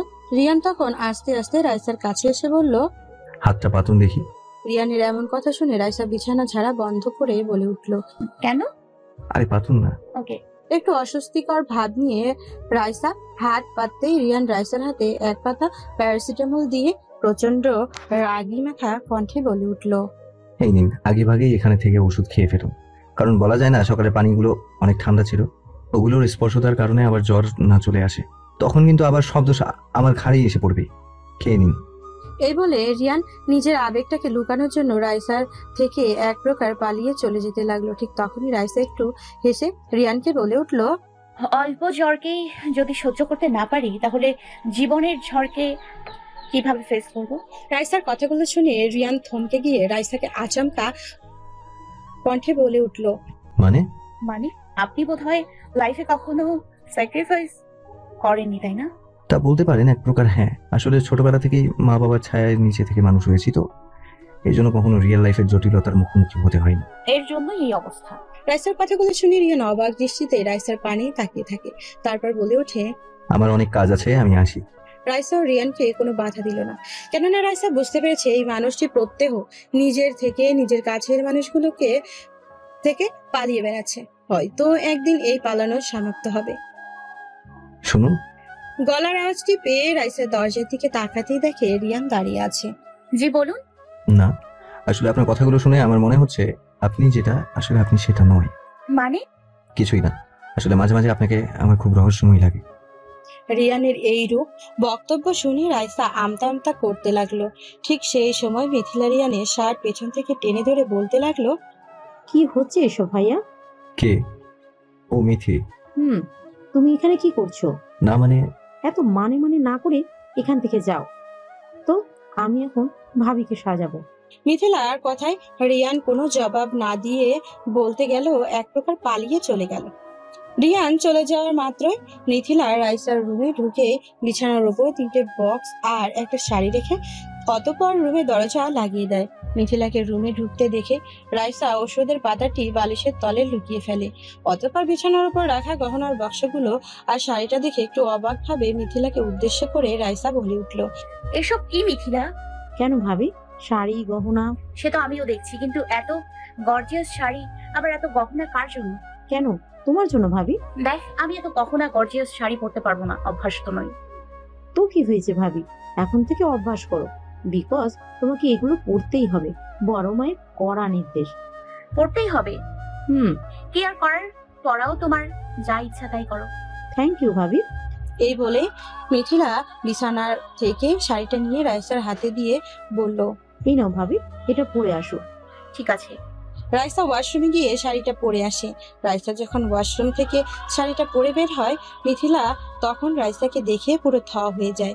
অবশ্য হবেই বা না কেন, একটি মায়াবী চেহারাযুক্ত মেয়ে, যার হরিণের মতো চোখ, রক্তজবা ঠোঁট, তার উপর ঠোঁটের ডান পাশে একটি কালো তিল আর মাথায় মেঘবরণ কেশ। সে যদি একটি গাঢ় নীল গোল্ডেন পুঁতি দিয়ে কাজ করা শাড়ি পরে, তাহলে তো তার দিকে তাকিয়ে থেকে যে কেউই এক যুগ হয়তো পার করে দিতে পারবে। কি গো ননদিনী, আমার এমন ভাবে কি দেখছো? উফ ভাবি, এই শাড়িটা পরে তোমাকে এতটাই সুন্দর লাগছে যে আমি তোমার প্রেমে পড়ে গেলাম। এবার গহনা পরালে আর সাজালে তোমাকে না জানি কত সুন্দর লাগবে। দেখবে আজকে ভাইয়া তোমার দিক থেকে চোখ ফেরাতেই পারবে না। হ্যাঁ, তোমার ওই হট টেম্পারেচার ভাই আগে আমার দিকে তাকাতে তো চোখ ফেরাবে না। তাকাবে ভাবি, তাকাবে, দেখোই না তোমাকে কত সুন্দর করে সাজায়। মিথিলা রাইসাকে ড্রেসিং টেবিলের সামনে বসিয়ে প্রথমে গহনা পরাতে লাগলো, তারপর নাকে নথ পরালো, চোখে কাজল আর ঠোঁটে লাল খয়েরি লিপস্টিক আর চুল খোপা করে তার মধ্যে ফুল গেঁথে দিল। তারপর রাইসার মুখটাকে হাত দিয়ে আলতো করে স্পর্শ করে মিথিলা বলে উঠল, দেখো ভাবি কেমন সাজালাম তোমায়। রাইসা আয়নার মধ্যে নিজের চেহারাটা দেখে একটু গম্ভীর কণ্ঠে বলে উঠল, আসলে মিথিলা, আমি না এত সাজগোজ একদমই পছন্দ করি না। আমার কেমন জানি অস্বস্তি ফিল হচ্ছে। এত সুন্দর করে সাজালাম আর তুমি এই বলছো ভাবি? একটা দিনই তো, আর তাছাড়া তুমি তো নতুন বউ, তোমাকে তো সাজতেই হবে। ধুর, ভালো লাগে না এসব বললে আর হবে? এই বলে মিথিলা হাসতে হাসতে নিচে বসে রাইসাকে জুতা পরাতে লাগলো। রাইসা তখন একটু লজ্জাকর ভাবে মিথিলাকে বলল, মিথিলা, কি করছো তুমি? ও কিছু না ভাবি, তোমাকে জুতোটা পরিয়ে দিই, তবেই তো সাজটা পারফেক্ট হবে। এই বলে মিথিলা রাইসাকে জুতা পরাতে লাগলো। রাইসা তখন মিথিলাকে ভয়ে ভয়ে বলে উঠল, মিথিলা, আমি না উঁচু জুতো পরে হাঁটতে পারি না। এটা না পরিয়ে অন্য একটা নর্মাল জুতো পরালে হয় না? আরে কিছু হবে না ভাবি, আমি আছি না, ধরে ধরে নিয়ে যাব। আর তাছাড়া পড়ে যাও যদি, তাহলে ভাইয়া আছে না। হ্যাঁ নয়, বলো হ্যাঁ। সিনেমাতে দেখো না, নায়িকা পড়ে যেতে লাগলে নায়ক এসে তখন ধরে। উফ, কি রোমান্টিক সিন। কিন্তু মিথিলা, এটা সিনেমা নয়, বাস্তব জীবন। আমি সত্যি উঁচু জুতো পরে কমফোর্টেবল ফিল করি না। ও, কোনো সমস্যা নাই, পড়ে যেতে লাগলে ভাইয়া এসে তোমাকে ধরবে।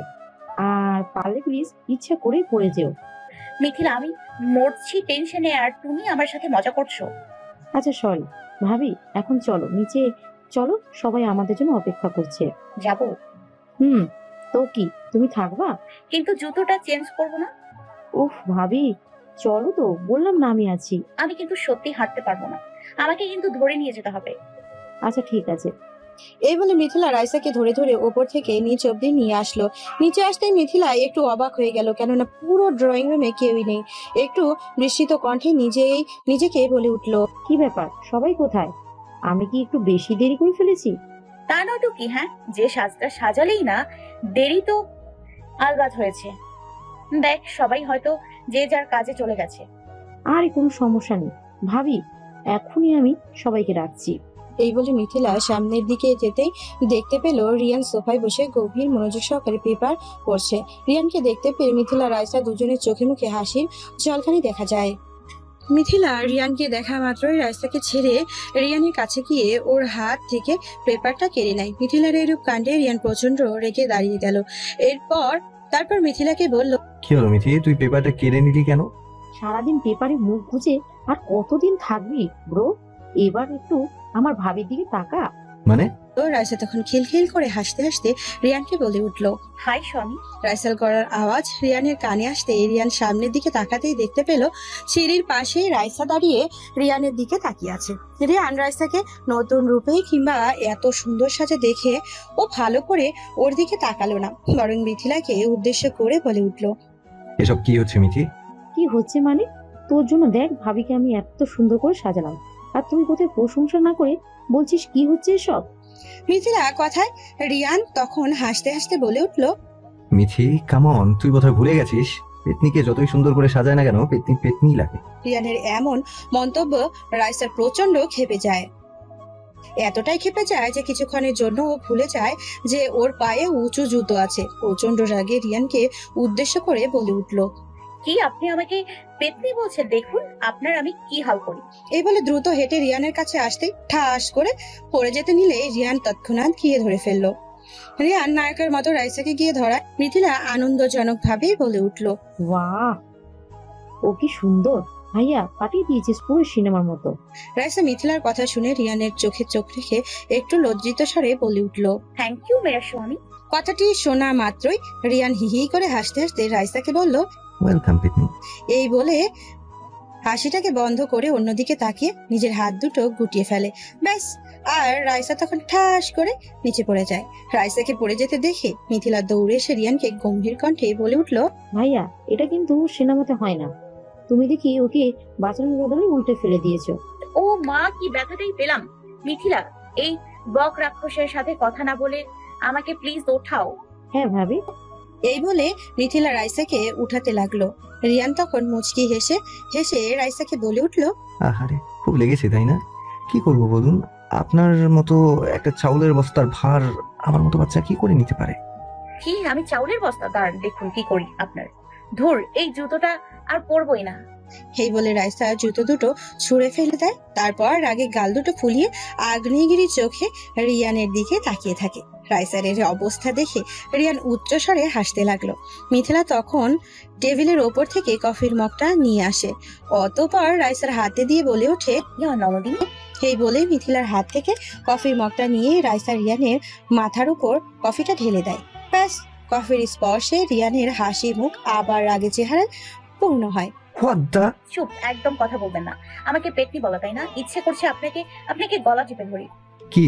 রিয়ান রাইসার এই রূপ ঝগড়ায় প্রচন্ড অন্যমনস্ক হয়ে রিয়ানের মা অর্থাৎ মিসেস শাইলা বেগম রান্নাঘর থেকে ড্রয়িং রুমে আসতেই দেখে রিয়ানের মাথায় কফি, মুখে প্রচন্ড রাগের ছায়া, আর অন্য পাশে মাথায় এক হাত ঘোমটা দিয়ে রাইসা আর তার সাথে মিথিলা মিনি বিড়ালের মতো দাঁড়িয়ে আছে। মিসেস শাইলা বেগম রিয়ানকে এই অবস্থায় দেখে বলে উঠল। কি রিয়ান, এই অবস্থা কেন? তোমার কি হয়েছে? কি আর হবে মম, তোমাকে দেখে যে মাথায় এক হাত ঘোমটা দিয়ে দাঁড়িয়ে রয়েছে সে আর মিথি আমার মাথায় কফি ঢেলে দিয়েছে। কথাটি শুনে মিসেস শাইলা বেগম কিছু বলার আগেই মিথিলার মা অর্থাৎ শিলা বেগমের ওপর থেকে নিচে নামতে নামতে বলে উঠল। এসব কি মিথি? ও না তোমার বড় ভাই? ফাজলামের একটা সীমা আছে। শিলা বেগমের গলার আওয়াজ পেয়ে মিথিলা একটু ভয়ে মাথা নিচু করে ফেলে। মিথিলা প্রচন্ড রকম ভাবে শিলা বেগমকে ভয় পায়। অবশ্য পাওয়ারই কথা, একেই তো দানবের মতো চেহারা, তার উপরে একটু রকচটা মানুষ হিসেবে সবার কাছে পরিচিত। রিয়ানের মা হয়তো সম্পর্কে এবং বয়সে শিলা বেগমের বড়, কিন্তু স্বভাব, আচরণ আর চলাফেরা, কথাবার্তায় সবই শিলাকে বড় বউ হিসেবে মনে করে। আর শিলা বেগমের সাথে বাড়ির কেউই সহজে কথা বলে না, বলার আগে অন্তত একবার হলেও ভাবে। কিন্তু রিয়ান যে শিলা বেগমের চোখের মনে, রিয়ানের সমস্ত আবদার শিলা বেগম অনায়াসে পূরণ করার চেষ্টা করে। মিথিলা আমাকে নিচে নামতে দেখে রাইসাকে ফিসফিস করে বলে উঠল। ভাবি সাবধান, যে নামছে তার সামনে না একদম ভাইয়াকে নিয়ে মজা করো না, না হলে কিন্তু। এই মিথি, কি ফিস ফিস করছিস রে? না মা, কিছু না। কিছু না, দাঁড়া দেখ তোর অবস্থা আমি কি করি। সোনামা, ও সোনামা। ডাকতে ডাকতে রিয়ান শিলা বেগমের কাছে গিয়ে বলে উঠল। দেখো আমার কি অবস্থা করেছে। এ কি, তোর এই অবস্থা করেছে কে? কে আর করবে, ওই এক হাত ঘোমটা দিয়ে মিনি বিড়ালের মতো এখানে দাঁড়িয়ে আছে। রিয়ানের এমন কথা শুনে শিলা বেগম প্রচন্ড গম্ভীর কণ্ঠে বলে উঠল। বিয়ে হয়েছে একদিন না হতেই এখন এই অবস্থা? শিলা বেগমের এমন উত্তেজিতে রাইসা নিচু স্বরে শিলা বেগমকে বলে উঠল। কি করব বলুন? কেউ যদি আমাকে চাউলের বস্তা বলে তাহলে আমি কি তাকে ছেড়ে দিব? চাউমিনের বস্তা বলছে তো কি হয়েছে? তাই বলে তুমি ওর মাথায় কফি ঢেলে দিবে? সাহস তো তোমার কম নয়। শিলা বেগমের চোখে মুখে প্রচন্ড রাগের ছায়া দেখে মিথিলা ফিসফিস করে রাইসাকে বলল, ভাবি, বললাম না কথা বলো না, এই খেপলো বলে। দাঁড়াও, দেখো না কি করি। এই বলে রাইসা কাঁদতে লাগলো জোরে জোরে। রাইসার কান্না দেখে সবাই অবাক হয়ে ওর পানি তাকিয়ে রইল। শিলা বেগম আর রিয়ানের মা শাইলা বেগম বিস্মিত কণ্ঠে রাইসাকে জিজ্ঞেস করলো। এই তুমি কাঁদছো কেন? প্রশ্নটি শুনে রাইসা কান্নাটা বন্ধ করে ফুপিয়ে ফুপিয়ে শিলা বেগমকে উদ্দেশ্য করে বলতে লাগলো, আমি আপনার সম্মান বাঁচানোর জন্য এমন করলাম আর আপনি আমাকে বকা দিচ্ছেন। মানে আমার সম্মান বাঁচানোর জন্য? ভাবি, এবার কিন্তু তুমি কেস খাবে। এই মেয়ে কি ফিসফিস করছো? কই বললে না তো? আসলে কি সোনামা, উনি আমাকে চালের বস্তা বলেছে। আমি তো একটা মেয়ে, তার মানে একটা মেয়েকে চালের বস্তা বলা মানে তো ওর পুরো মেয়ে জাতটাকেই চাউলের বস্তা বলা। দুত্তরি চালের বস্তা বলেছে। রাইসার এমন কথা শোনা মাত্রই শিলা বেগম, মিথিলা, শাইলা এবং একসাথে রিয়ানের দিকে তাকিয়ে বলে, প্রচন্ড খেপে উঠলো। এ কথা তো আগে ভাবিনি রিয়ান। তিনটে মেয়ে মানুষের এভাবে অগ্নিময় চোখের স্পর্শে রিয়ানের পুরো শরীর ভয়ে আর রাইসার প্রতি রাগে ক্রমশ ঘামতে লাগলো। রিয়ান সোনামায়ের দিকে তাকিয়ে আমতা আমতা করে বলে, সোনামা, আমি কিন্তু এভাবে বলিনি, ও তোমাকে মিথ্যে বলছে। এই বলে রিয়ান দ্রুত রাইসার সামনে গিয়ে ওকে চেঁচিয়ে বলে উঠলো। তাই মেয়ে, তুমি কি বলছো এসব? রিয়ানের কথাটি শুনে রাইসা মুচকিয়ে হেসে রিয়ানকে চোখ টিপ দিয়ে বলে উঠলো, কেমন দিলাম আমার হট টেম্পারেচার জামাই? ও, তার মানে তুমি এসব ইচ্ছে করে করেছো? আমি আমি তোমাকে দেখে নেব। হঠাৎ রিয়ানের মনে হলো পেছন থেকে কেউ একজন তার শার্টের কলার ধরে টানছে। কৌতূহল বসে পেছনে তাকাতেই দেখে রাগান্বিত ভাবে সোনামা। এই তুই ওর সাথে কি বলছিস? আমার সাথে কথা বল। তুই মেয়েদের অপমান করছিস। ইয়ে মানে না সোনামা, ও মিথ্যে বলছে, দেখো ও চোখ টিপ দিচ্ছে। চুপ, তুই আমার সাথে একদম আর কথা বলবি না। আমার এই সম্মান বলে বাঁচানোর শিলা জন্য বেগম মানে? দানবের মতো হাঁটতে হাঁটতে উপরে চলে গেল।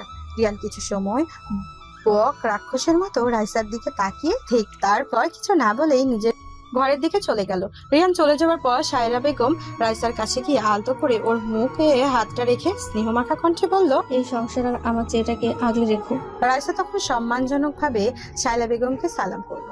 শায়লা বেগম তখন হাসি মুখে রাইসাকে বলল, তুমি এখানে বসো মা, আমি সবাইকে ডেকে আনছি মা।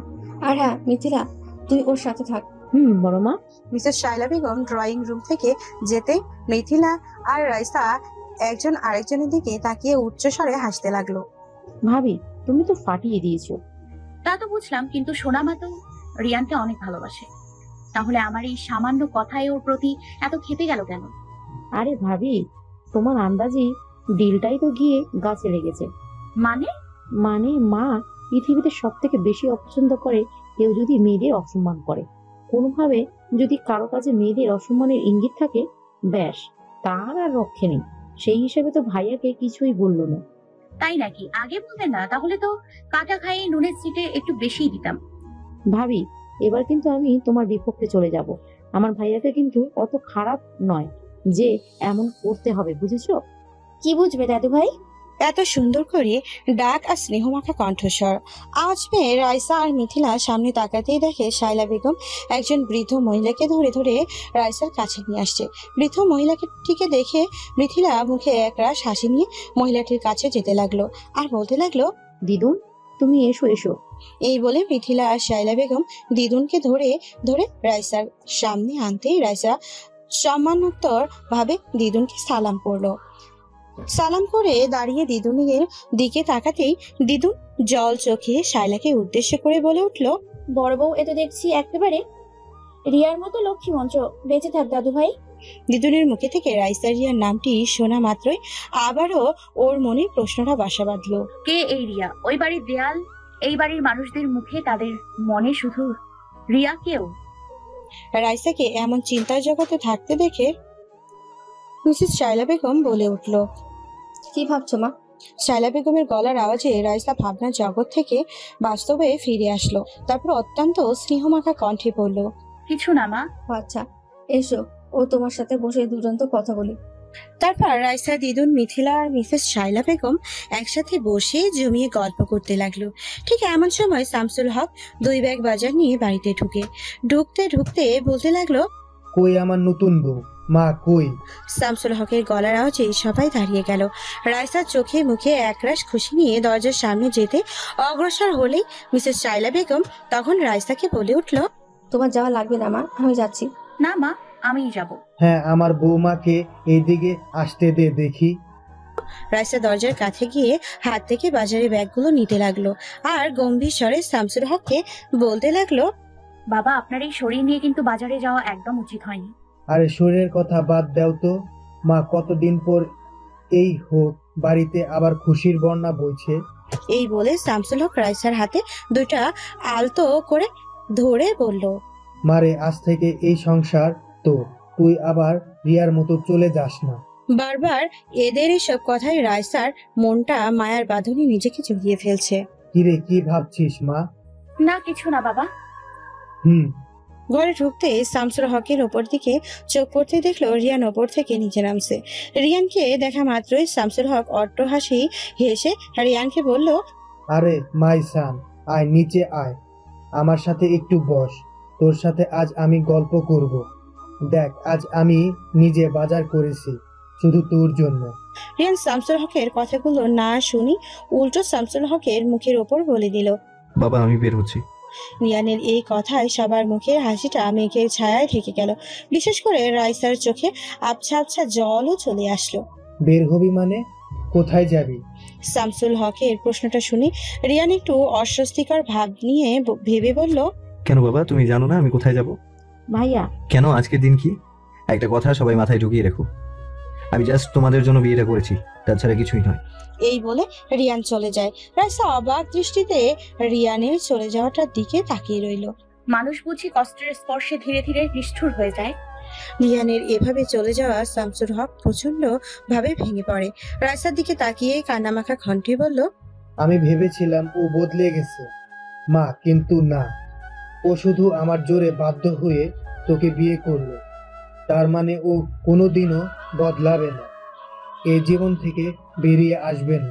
রাইসা বুঝতে পারলো না ও কি বলবে, কিন্তু ওর মুখের সামনে অসহায়ত্ব আর এক বুক ভালোবাসা নিয়ে এমন কিছু মানুষ দাঁড়িয়ে রয়েছে যাদের মধ্যে কেউ তার হারানো সন্তানকে ফিরে পেতে চায়, এক বৃদ্ধ অসহায় তার নাতিকে ফিরে পেতে চায় এক বোন তার ভাইকে। ব্যাস, রাইসার কোনো কিছু না ভেবে মুখগুলোর দিকে কিছু সময় তাকিয়ে বলে উঠল, ধৈর্য হারাবেন না বাবা, আপনার ছেলেকে আমি আবার তার আগের জীবনে ফিরিয়ে আনবই। রাইসার এমন কথায় সবার মুখে একরাশ হাসি আর চোখে রাইসার প্রতি অবাধ বিশ্বাসের ছায়া দেখা গেল। সারাদিন নানা লোকজন প্রতিবেশী রাইসাকে দেখতে আসলো। তাদের সামনে মেকআপের আবরণে নিজের কষ্টটাকে লুকিয়ে রেখে দিব্যি হাসি রেখে দিনটা পার করে দিল। অনেক গেস্ট শামসুল হকে যতবারই রিয়ানের কথা বলছে ততবারই তিনি কোনোভাবেই এড়িয়ে চলে যায়। রিয়ান সারাদিন একবারও বাড়িতে না আসায় রাইসার চেহারায় ক্রমশ চিন্তার ছায়া চলে আসতে লাগলো। মিথিলাকে বারবার জিজ্ঞেস করতে লাগলো, ভাইয়া কোথায়? প্রতিদিন এখানে যায়, সেখানেই গেছে। মানে? সময়ের সাথে সাথে সব বুঝে ফেলবে। যাই হোক, টেনশন করো না, দেখবি চলে আসবে। রাত 12টায় রিয়ান বাড়ি ফিরল। রিয়ানের রুমে ঢুকতে দেখে রাইসা তার সামনে গিয়ে শান্ত কণ্ঠে জিজ্ঞেস করলো, এই যে মিস্টার, সারাদিন কোথায় ছিলেন? কিন্তু রাইসার উপর রিয়ান কোনো জবাব দিল না, না দিয়েই নিশ্চুপভাবে দাঁড়িয়ে রইল। ব্যাপারটা রাইসার খুব বেশি খারাপ লাগে। একটু আবেগী প্রবণ হয়ে রাইসা বিছানার ওপর বসে অন্যমনস্ক হয়ে মুখ ফসকে রিয়ানকে বলে ফেললো, টাকার জন্য বিয়ে করেছি বিধায় কি বন্ধু হিসেবে ভেবেও ও একটি বারও বলা যায় না কোথায় গিয়েছেন? রাইসার এমন প্রশ্নে রিয়ানের চোখে মুখে একটা ছায়া নেমে আসে, যে ছায়া রাইসাকে অনেক কথা বলতে চাচ্ছে, কিন্তু কোথায় যেন কথাগুলো বারবার হারিয়ে যাচ্ছে। অনেকক্ষণ অবধি রাইসা রিয়ানের মায়াযুক্ত মুখের পানে তাকিয়ে রইল। আর রিয়ান হয়তো একটিবারের জন্য ভুলেই গিয়েছিল যে রাইসা ওর ভাড়া করা বউ। তাই বোধহয় ও রাইসার চোখের দিকে তাকিয়ে রইল। কিছু সময় পর হঠাৎ রাইসাকে বলে উঠল, আচ্ছা, আপনি বলতে পারবেন ভালোবাসার মানুষগুলো কেন হারিয়ে যায়? রিয়ানের এই প্রশ্নটার কোনো উত্তর রাইসা দিতে পারেনি, কেননা রাইসা জীবনে কখনোই কারো ভালোবাসা পায়নি। তাই বোধহয় জানিও না ভালোবাসার মানুষগুলো হারিয়ে গেলে কিংবা দূরে চলে গেলে কতটা কষ্ট একটা মানুষ এমন আজগবি প্রশ্ন করে। রিয়ান রাইসার থেকে এই প্রশ্নটার উত্তর না পেয়ে গম্ভীরতার ভাবে বারান্দার দিকে চলে যেতে লাগলো। ঠিক তখনই রাইসা টপটপ করে চোখের পানি ছেড়ে রিয়ানকে উদ্দেশ্য করে বলে ওঠে, রাগ করেছেন? কি করব বলুন, কেউ তো এখনো ভালোবাসেনি, তাই জানি না ভালোবাসার মানুষগুলো কেন হারিয়ে যায়। রাইসা কথাগুলো শুনে রিয়ান রাইসার অতি নিকটে এসে রাইসার চোখের দিকে তাকিয়ে বলে উঠল। আপনি কে বলুন তো? রিয়ানের প্রশ্নে রাইসা আবারও আমতাফা করতে লাগলো। কি ব্যাপার, কথা বলছেন না কেন? আপনার চোখে মুখে বারবার কিছু একটা লুকানোর চেষ্টার ছায়া দেখা যাচ্ছে। কে আপনি? আমি মানুষ। রাইসা উত্তরটা শুনে রিয়ান আবার রেগে যায়। আবার আপনি সেই আলতু ফালতু কথা বলছেন? আসলে আপনার সাথে কথা বলা মানে নিজের সময় নষ্ট করা। এই বলে রিয়ান ওয়াশরুমের দিকে চলে যায়। কিছুক্ষণ পর ওয়াশরুম থেকে ফ্রেশ হয়ে রিয়ান রুমে আসতেই দেখে রাইসা বিছানার উপর অন্যমনস্ক হয়ে বসে আছে। রিয়ান একটু অবাক হয়ে বিস্মিত কণ্ঠে রাইসাকে বলল, কি ব্যাপার, আপনি এখনো জেগে আছেন কেন? ঘুমিয়ে পড়ুন। রিয়ানের প্রশ্ন রাইসা আকুতিভাবে রিয়ানকে বলল, ঘুম যে আসছে না। কেন? কিছু খাইনি তো, তাই ক্ষুধায় ঘুম আসছে না। তো আপনি খাননি কেন? আপনার জন্য। এসব বাজে কথা বলা একদম বন্ধ করুন। আর আমার জন্য আপনাকে কেউ কি না খেয়ে থাকতে বলেছে? আর তাছাড়া আমি রাতে খাই না। আর আপনি দেখেন না, বাড়ির কেউ আমার জন্য খাবার নিয়ে ওয়েট করা কিংবা আমাকে নিয়ে চিন্তা করে না। তবে মা এক সময় করতো, কিন্তু এখন আর করে না, কারণ মা বুঝে ফেলেছে আমার জন্য ওয়েট করা মানে বৃথা সময় নষ্ট করা। সো আপনাকেও বলে দিচ্ছি, আজকের পর যেন এই ভুল কখনো আর না করে। যান, গিয়ে খেয়ে নিন। এই বলে রিয়ান বারান্দায় চলে আসে।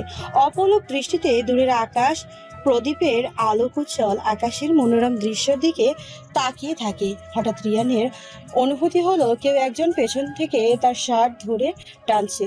পেছনে তাকাতে রিয়ান দেখলো রাইসা দাঁড়িয়ে রয়েছে। কি ব্যাপার আপনি? আসলে আমার না ভীষণ ক্ষুধা লাগছে। আজব তো, কয়বার বলবো খেয়ে নিন। আমাকে একটু খাইয়ে দেবেন? রাইসার উত্তরে রিয়ান বিরক্তিকর ভাবে বলল, মানে আমি আপনাকে খাইয়ে দেবো, এই প্রশ্নটা করার সাহস পেলেন কি করে?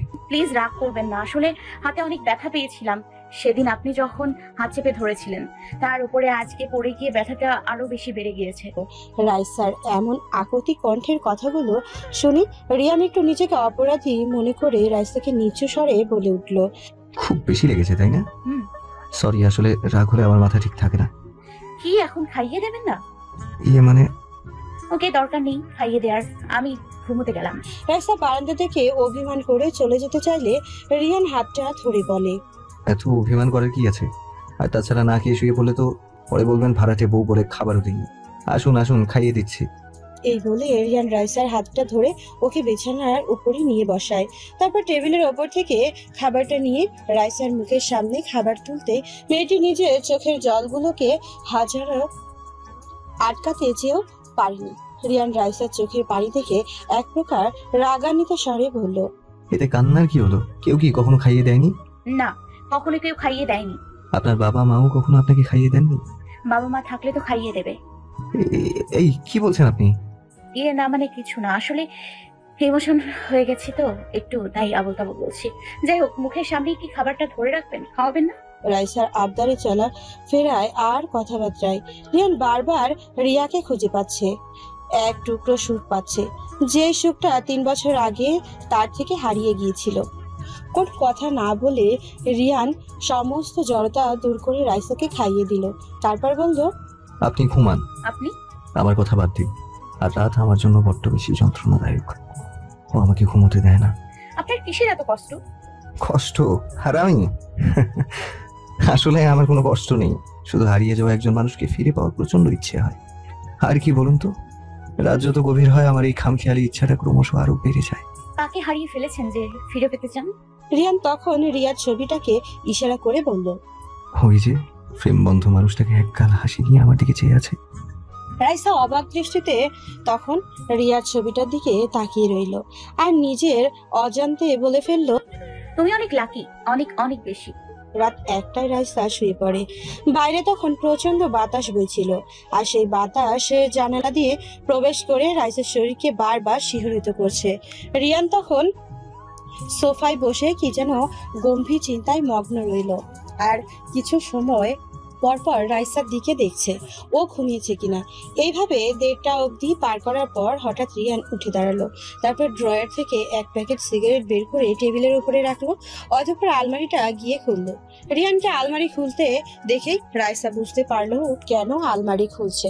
রাইসা উঠে বসলো। তারপর রিয়ানকে জিজ্ঞাসা করলো, আপনি কি এখন ড্রিঙ্ক করবেন? তা জেনে আপনি কি করবেন? আর তাছাড়া আপনি এখনো ঘুমাননি কেন? এই বলে রিয়ান ব্যস্ত হয়ে গেল মদের বোতলগুলো খুঁজতে। ঠিক তখনই রাইসা বলল, আপনি যা খুঁজছেন সেটা ওখানে নেই। রিয়ান রাইসার এইরূপ কথায় প্রচন্ড রেগে যায়। দুম করে আলমারিটা লাগিয়ে রাইসার কাছে এসে উঁচু গলায় বলতে লাগলো, আপনার সাহস হলো কিভাবে আমার জিনিসে হাত দেওয়ার? ওগুলো আমাকে দিয়ে দেন বলছি। না, আমি দিব না। দেখুন, এগুলো খাওয়া। Shut up, just shut up and please আমাকে ওগুলো দিয়ে দিন। আমি বলছি না আমি দিব না। ওকে ফাইন, দেয়া লাগবে না।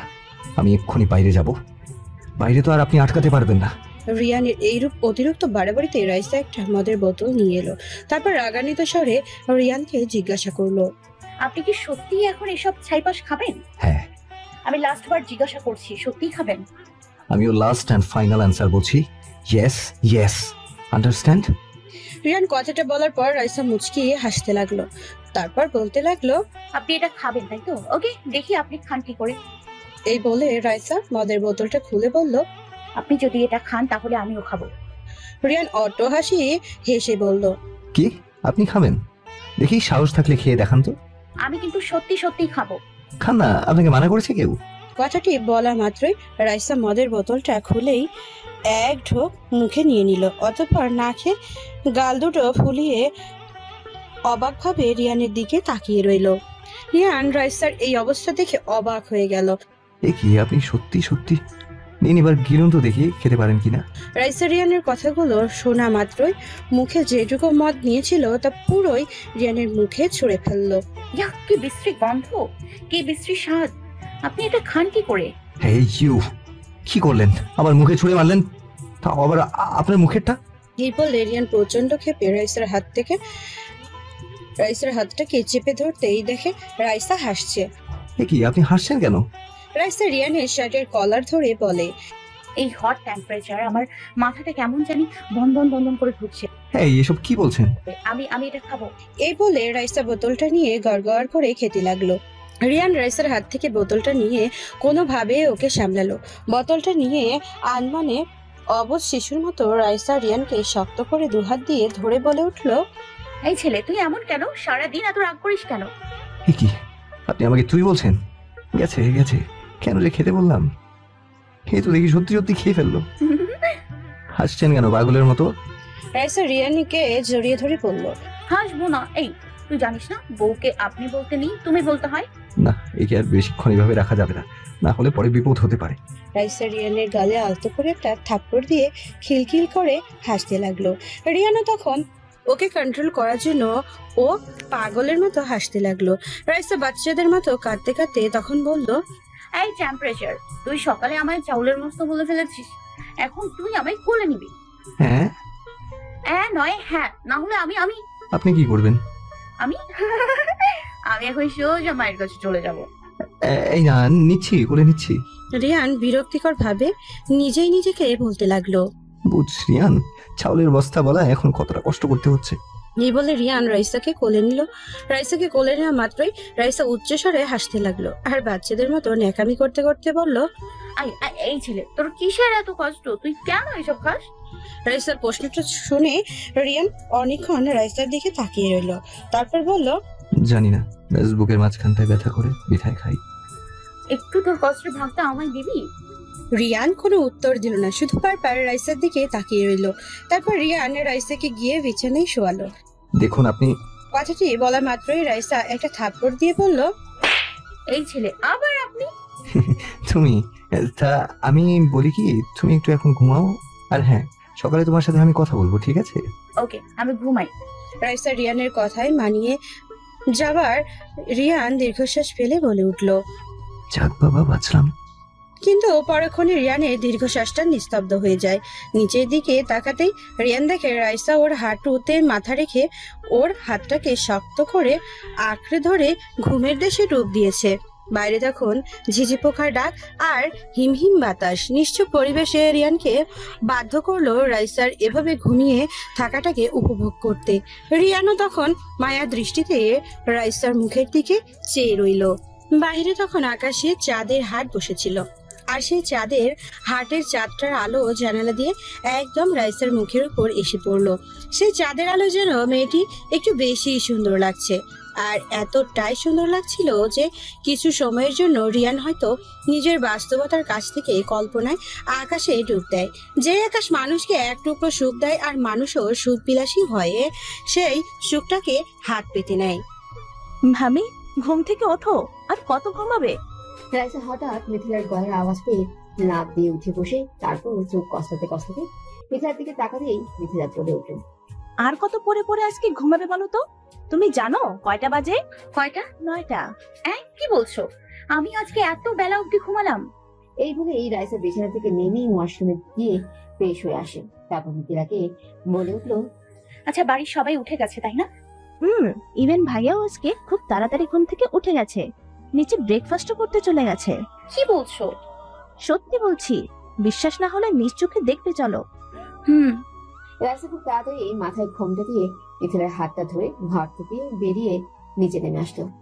রাইসা আর মিথিলার নিচে নামতেই রাইসার চোখ প্রথমে গিয়ে রিয়ানের উপর পড়ে। রিয়ান রাইসাকে দেখা মাত্রই অন্যদিকে মুখ ফিরিয়ে নেয়। কি ব্যাপার, উনি মুখ ফিরিয়ে নিলেন কেন? কালকে রাতে আমি কি কিছু করেছি? আর তাছাড়া ওনার মুখেও আমার প্রতি অনেক ক্ষোভ দেখা যাচ্ছে। রাইসাকে এভাবে দাঁড়িয়ে চিন্তা করতে দেখে মিসেস শিলা বেগম গম্ভীর কণ্ঠে বলে উঠল, এই মেয়ে, ওখানে দাঁড়িয়ে কি ভাবছো? বাড়ির বউ হয়ে বেলা অবধি ঘুমানো, এখন আবার দাঁড়িয়ে ধ্যান করা। তোমার জন্য কি আমরা না খেয়ে বসে থাকবো আজকে? উঁচু গলায় শিলা বেগমের এমন বকাবকিতে রাইসা প্রচন্ড ভয় পেয়ে যায়। মিসেস শিলা বেগম রাইসার চোখে মুখে ভয়ের ছায়া দেখে শিলাকে ধমক দিয়ে বলল, ছোট, এমন করছিস কেন? তাছাড়া আমরা কেউ ওকে বাড়ির বউ ভাবি না, বরং মেয়ে ভাবি, সুতরাং তুইও তাই ভাবার চেষ্টা কর। এই বলে মিসেস শিলা বেগম রাইসাকে উদ্দেশ্য করে বলল, তুমি ওর কথায় কিছু মনে করো না, এসো মা, খেতে এসো। রাইসা এদের এত ভালোবাসা, স্নেহ আর অগাধ ভরসার ছোঁয়ায় বারবার নিজেকে দমিয়ে দিতে চাইছে। বারবার তার মন বলছে, না, এভাবে আর আমি এদের ঠকাতে পারবো না। কি হয়েছে তোমার ভাবি? আসো। ও হ্যাঁ, আসছি। খাওয়ার টেবিলে রাইসা রিয়ানের পাশে বসতেই রিয়ান মুখের মধ্যে প্রচন্ড রাগ আর ক্ষোভ নিয়ে টেবিলের দিকে তাকিয়ে থাকে। রিয়ানের এই অবস্থা দেখে রাইসা ওর দিকে আর চোখে অনেকক্ষণ তাকিয়ে থাকে। এক পলকের জন্য রিয়ানেরও তখন রাইসার দিকে চোখ পড়ে, কিন্তু পরক্ষণেই ও মুখ ফিরিয়ে নেয়। রাইসা তখন বিড়বিড় করে বলতে লাগলো, কি হলো এর আবার? কে জানে, টেম্পারেচার তো, তাই ক্ষণে ক্ষণে হয়তো বদলে যায়। সবার ব্রেকফাস্ট শেষ হওয়ার আগেই রিয়ান উঠে চলে যায়। রিয়ানের চলে যাওয়া সবাইকে ভাবায়, কেননা ও ঠিক করে ব্রেকফাস্টটাও করেনি, বরং চামচ নিয়ে বসে থেকে চিন্তার জগতে মগ্ন ছিল। রিয়ানের এভাবে না খেয়ে চলে যাওয়ায় মিসেস শামসুল হক একটু হতাশায় ভুগে। শামসুল হকের ক্লান্তি বোধের চেহারা দেখে রাইসা শামসুল হককে সান্ত্বনা দেওয়ার জন্য বলল, বাবা, আপনি চিন্তা করবেন না, আমি এক্ষুনি খাবারটা নিয়ে ওকে দিয়ে আসছি। হয়তো এখানে আমার সাথে খেতে বসেও অস্বস্তি ফিল করছিল, তাই বোধহয় চলে যায়। হ্যাঁ মা, তুই তাই কর। রাইসা ব্রেকফাস্ট নিয়ে উপরে যেতেই একটু ভয় পেয়ে যায়।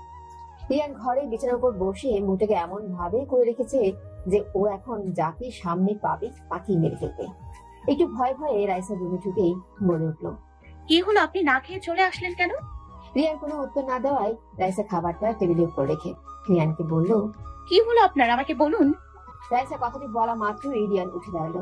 চোখে মুখে এক রাশ রাগ আর অভিযোগ নিয়ে রাইসার দিকে ক্রমশ এগিয়ে যেতে লাগলো। রিয়ান এভাবে এগিয়ে আসতে থাকা আর ওর চোখে মুখে রাগ দেখে রাইসা আবারও ভয় ভয় বলল, আপনার কি হয়েছে? কি করছেন আপনি? রাইসা রিয়ানের ভয় এক পা করে পিছাতে পিছাতে হঠাৎ দেয়ালের সাথে ঘেঁষে যায়। তারপর নিচু স্বরে রিয়ানকে বলল, আপনি কেন আমার দিকে এগিয়ে আসছেন? কি হয়েছে আপনার? রাইসা কথাটি বলা শেষ না করতেই রিয়ান শক্ত করে ওর হাত পা চেপে ধরে, জোরে চিৎকার করে বলল, চুপ, একদম চুপ। রিয়ান এতটা জোরেই রাইসার হাতটা চেপে ধরলো যে প্রচন্ড ব্যথায় রাইসা কান্না করে দিল। দেখুন, আমি ব্যথা পাচ্ছি, প্লিজ ছাড়ুন। পান, আমি চাই আপনি যন্ত্রণা পান, তাহলে বুঝবেন অন্যকে যন্ত্রণা দিলে তার কত কষ্ট হয়। রিয়ানের এমন আজগুবি কথায় রাইসা কাঁদা কাঁদা স্বরে রিয়ানকে বলল, কি বলছেন আপনি? আমি তো কিছু বুঝতে পারছি না। আর কত অভিনয় করবেন? হ্যাঁ, কেন এমন করলেন আমার সাথে? কেন?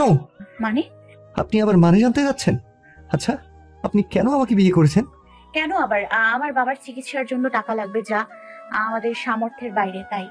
মিথ্যে কথা বলছেন আপনি, মিথ্যে কথা। জাস্ট শাট আপ, বিকজ আপনার এই মিথ্যে কথায় কোনো লাভ হবে না। আমি সব জেনে ফেলেছি।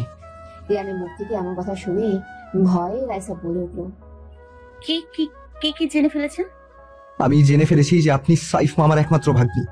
কি বলছেন এসব? উনি তো আমাকে শুধু টাকার জন্য আপনাকে বিয়ে করতে সাহায্য করেছে, তাই আমি ওনাকে এমনি মামা বলে ডাকি, যেমন আপনিও ডাকেন।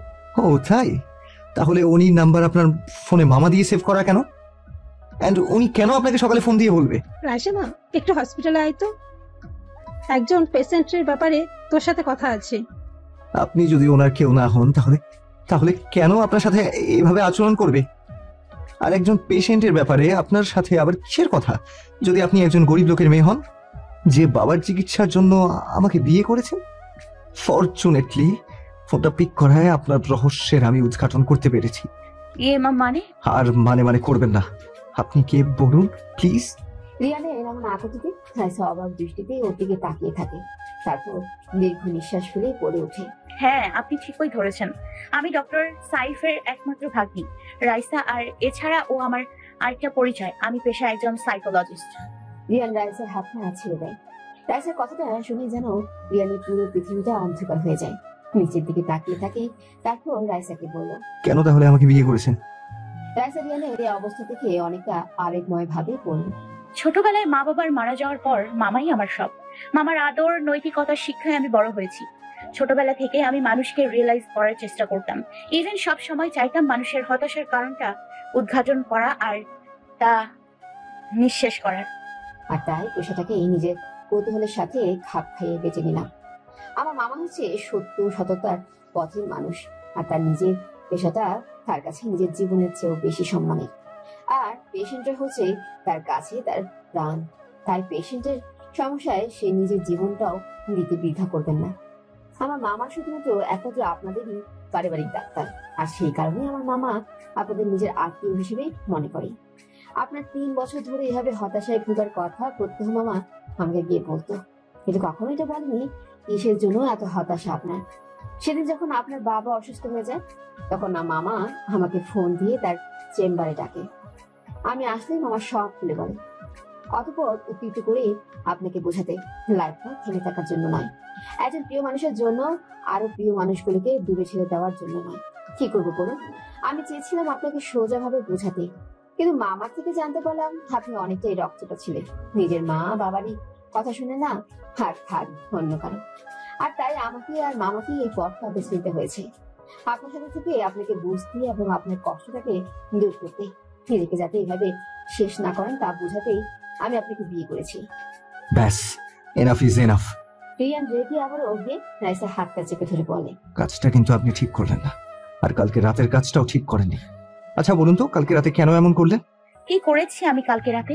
ও মনে পড়েছে, ড্রিঙ্ক করেছি, তাই তো? কিন্তু সেটা তো আপনার জন্যই, আর তখন তো আমার হুঁশ ছিল না, তাই কি করে ফেলেছি আমি নিজেও জানি না। আর কত অভিনয় করবেন? হ্যাঁ, আপনি কাল রাতে মাতালের অভিনয় করে এখন ভাব দেখাচ্ছেন। কি বলছেন আপনি? তখন থেকে কি বলছি তাহলে শুনুন। আপনি কালকে রাতে ড্রিঙ্ক করেননি, কারণ ওই বোতলে মদ ছিল না, কোল্ড ড্রিঙ্কস ছিল। মানে আপনি জানলেন কি করে? কি করে আবার? আপনি যখন আমার মুখে কোল্ড ড্রিঙ্কসটা ছুঁড়ে ফেললেন, তখনই কেমন জানি সন্দেহ লাগলো। পরক্ষণে আপনি যখন ভোরে গভীর ঘুমে বিভোর ছিলেন, ঠিক তখনই নিজের সন্দেহটা ঠিক কিনা তা পরখ করতে আমি বোতল থেকে একটু পান করি, আর বুঝতে পারি যে এটা মদ নয়, কোল্ড ড্রিঙ্কস। কেন এমন করলেন? কিসের জন্য? রাইসারিয়ানের চোখের দিকে তাকিয়ে মায়ার দৃষ্টিতে বলল, ভালোবেসে ফেলেছি যে আপনাকে, তাই একটু খামখেয়ালিপনায় এসব করেছি। রাইসার মুখ থেকে ভালোবাসি শব্দটা শোনা মাত্রই রিয়ান প্রচন্ড রাগান্বিত স্বরে বলল, জাস্ট শাট আপ। ভালোবাসা আপনাদের মেয়েদের মুখে মানায় না।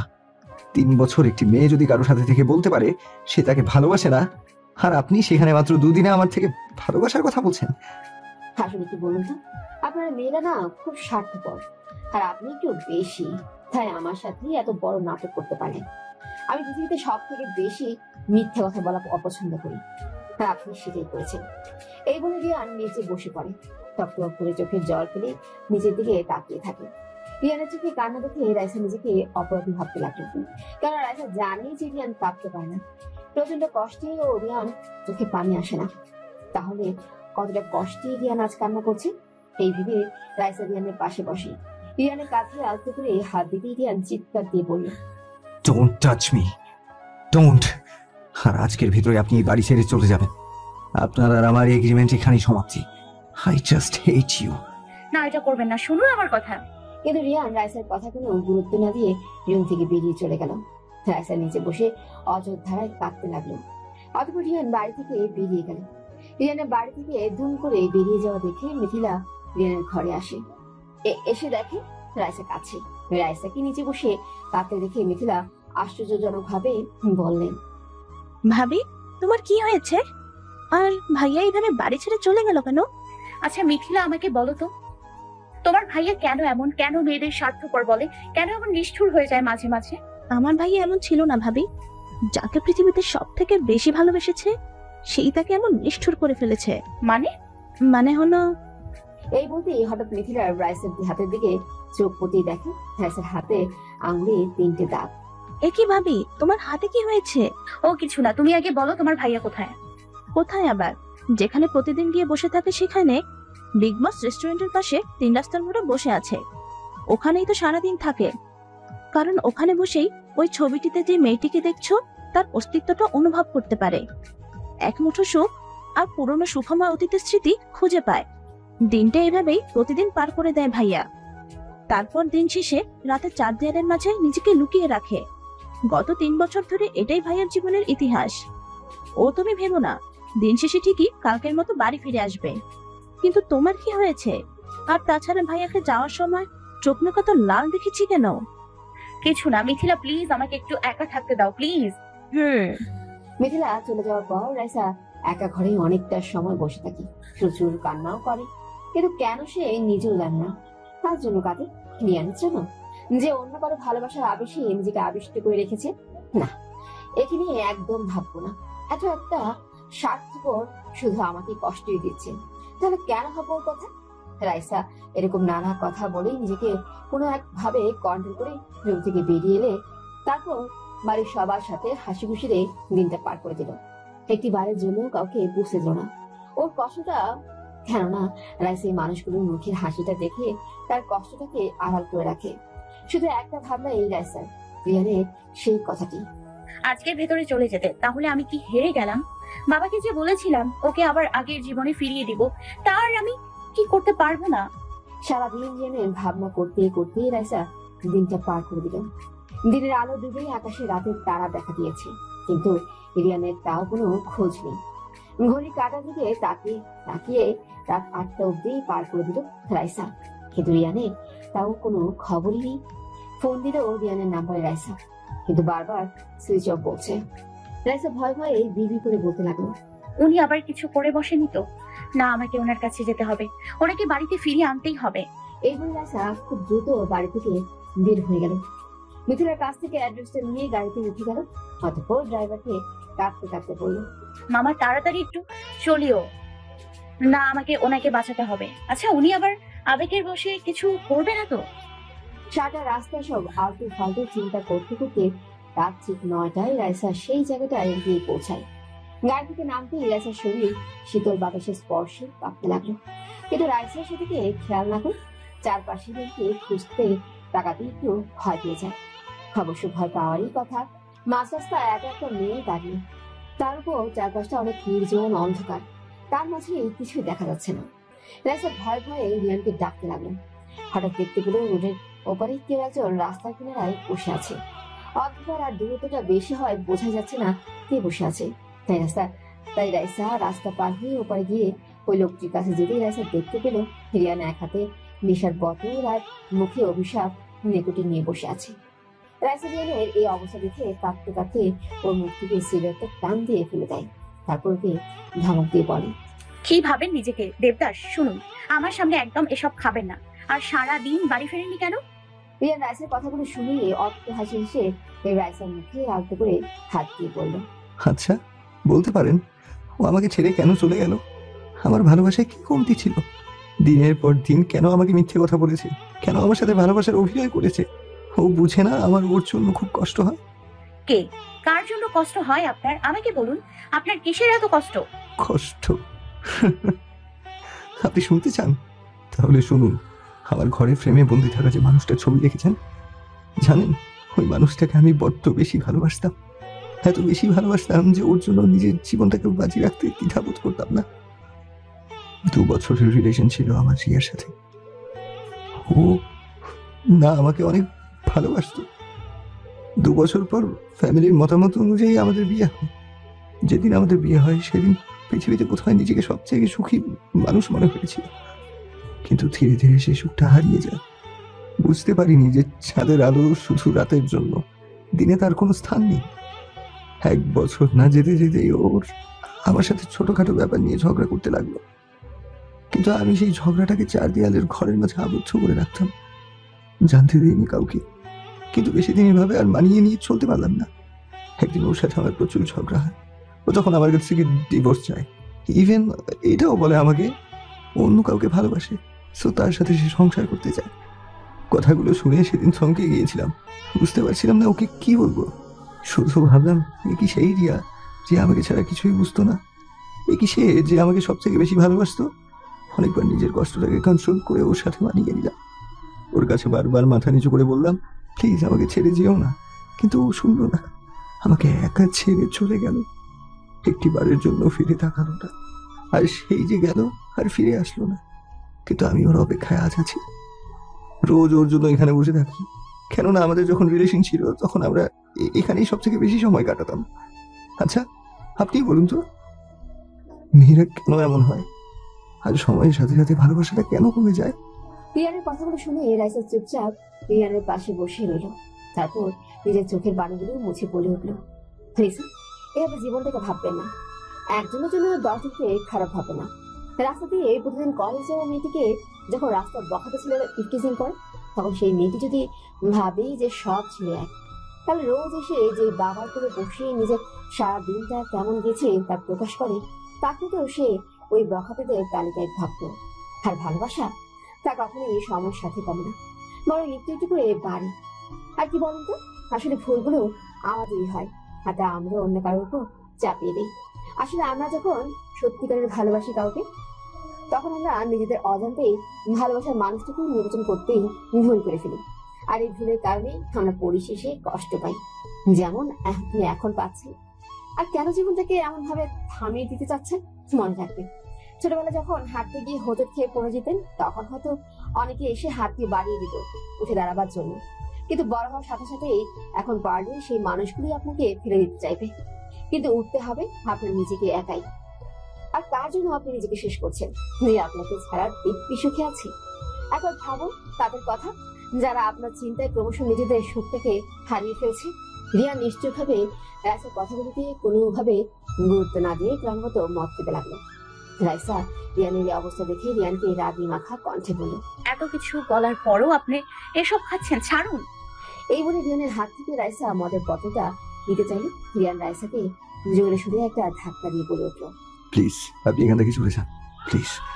না, আমি যাব না। আর আপনি যদি এখন এই মদের বোতলটা না ফেলে দেন, তাহলে আমি সারা জীবনের জন্য চলে যাব আর ফিরে আসবো না। না আমি পালাবো না, আর চলে যান আপনি। চলে গেলে আমার কিছু যায় আসে না। ঠিক বলছেন তো, আমি কিন্তু সারা জীবনের জন্য চলে যাব। জান please leave me alone.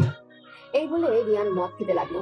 Raisa এক পা করে পিছিয়ে চলে যেতে লাগলো। তারপর রাইসা তার নামাখা কণ্ঠে রিয়ানকে বলল, ভালো থাকবেন। কিন্তু রিয়ান রাইসার কথাটি না শোনার ভান করে মদ খেতে লাগলো ক্রমশ। হঠাৎ সব নিশ্চুপ হয়ে গেল, আবহাওয়া ভারী হয়ে গেল। শুধু একটু দূর থেকে একটা গাড়ির হর্ন বাজানোর আর একটা চিৎকারের শব্দ রিয়ানের কানে আসলো। পেছনে ফিরে তাকাতেই রিয়ান দেখতে পেল রাইসার নিচে পড়ে আছে, প্রচন্ড রক্ত চারপাশে, আর একটা গাড়ি খুব দ্রুত চলে যাচ্ছে। দৃশ্যটি দেখে রিয়ান মদের বোতলটা হাত থেকে ফেলে দিল। অবাক দৃষ্টিতে দূর থেকে রাইসার মুখের দিকে চেয়ে নিল। আর বারবার রিয়ানেরও যেন মনে হলো বাতাসটাও তখন তাকে বলছে, ভালো থাকবে। অদ্ভুত দৃষ্টিতে রিয়ান রাইসার দিকে তাকে ধুম করেই বসে পড়ল, আর বারবার বুকটিকে চেপে ধরল। পাগলের ন্যায় ক্রমাগত বলতে লাগলো, না এটা হতে পারে না, চলে যেতে পারে না, একে বাঁচতে হবে, বাঁচতে হবে। রিয়ান চোখের জলগুলো মুছে বসে না থেকে দৌড়ে রাইসার কাছে গিয়ে ওকে কোলে নিল। কাঁপা কাঁপা কণ্ঠে বারবার বলতে লাগলো, এই মেয়ে চোখ খুলো, এই দেখো আমি তোমাকে কোলে নিয়েছি, আজকে আর চাউলের বস্তা বলে ফেলে দিব না, প্লিজ চোখ খোলো। আরে আমাকে তোমার ঠিক করতে হবে না, তোমার যে এখনো অনেক কাজ আছে, এভাবে চলে যেও না। কিন্তু রাইসার কোনো সাড়া না পেয়ে ধীরে ধীরে ছেলেটিও নিশ্চুপ হয়ে গেল। বুঝে ফেললো মেয়েটি ওর কথাটা রাখার জন্য দূরে চলে গেল। চারপাশে আবহাওয়া ধীরে ধীরে আরো অন্ধকারে আড়ালে লুকিয়ে যাচ্ছে। আকাশ বারবার আটকে করছে, বৃষ্টির স্পর্শের জন্য প্রকৃতির মাঝে গম্ভীরতার প্রকাশ পাচ্ছে। এমন অবস্থায় রিয়ান নিজের আবেগকে কন্ট্রোল করে চারপাশে তাকিয়ে বলতে লাগলো, না, এভাবে আর দাঁড়িয়ে থাকলে হবে না। আমি ওকে নিয়ে হসপিটালে যাব, ওকে বাঁচতেই হবে। এই বলে রিয়ান তাড়াতাড়ি রাইসাকে নিয়ে গাড়িতে উঠে বারবার ড্রাইভারকে উদ্দেশ্য করে বলতে লাগলো, এই তুমি তাড়াতাড়ি চালাও প্লিজ। ওকে ওকে আমি কোথাও যেতে দেবো না। এই ইউ, আমার সাথে ঝগড়া করবে না। লিসেন, আমার ভুল হয়েছে, প্লিজ ফিরে এসো। ড্রাইভার ও রাইসার এই অবস্থা দেখে খুব দ্রুত গাড়ি চালাতে লাগলো, কিন্তু রিয়ানের মনে হচ্ছে পথটা যেন আজ শেষই হচ্ছে না। আসলে আমাদের লাইফে আমরা এমন কিছু সিচুয়েশনে পড়ি যখন আমাদের অপেক্ষার প্রভাবটা অধিক হয়, কিন্তু অপেক্ষা করার ইচ্ছেটা স্বল্প থাকে। তাই তখন আমাদের মনে হয় সময়টা খুব ধীর গতির। যাই হোক, অবশেষে রিয়ানের অপেক্ষার প্রভাবটা শেষ হয়। রাইসাকে নিয়ে হসপিটালে আসতেই দূর থেকে সাইফ রিয়ানের কোলে রাইসাকে দেখা মাত্রই দৌড়ে আসলো। তারপর চিৎকার দিয়ে রিয়ানকে পাগলের মতো জিজ্ঞাসা করতে লাগলো, ওর কি হয়েছে? ওর শরীরে তো রক্ত কেন? Nurse nurse. সাইফের এরূপ চিৎকারে রাইসাকে নার্সরা এসে ক্যাবিনে নিয়ে গেল।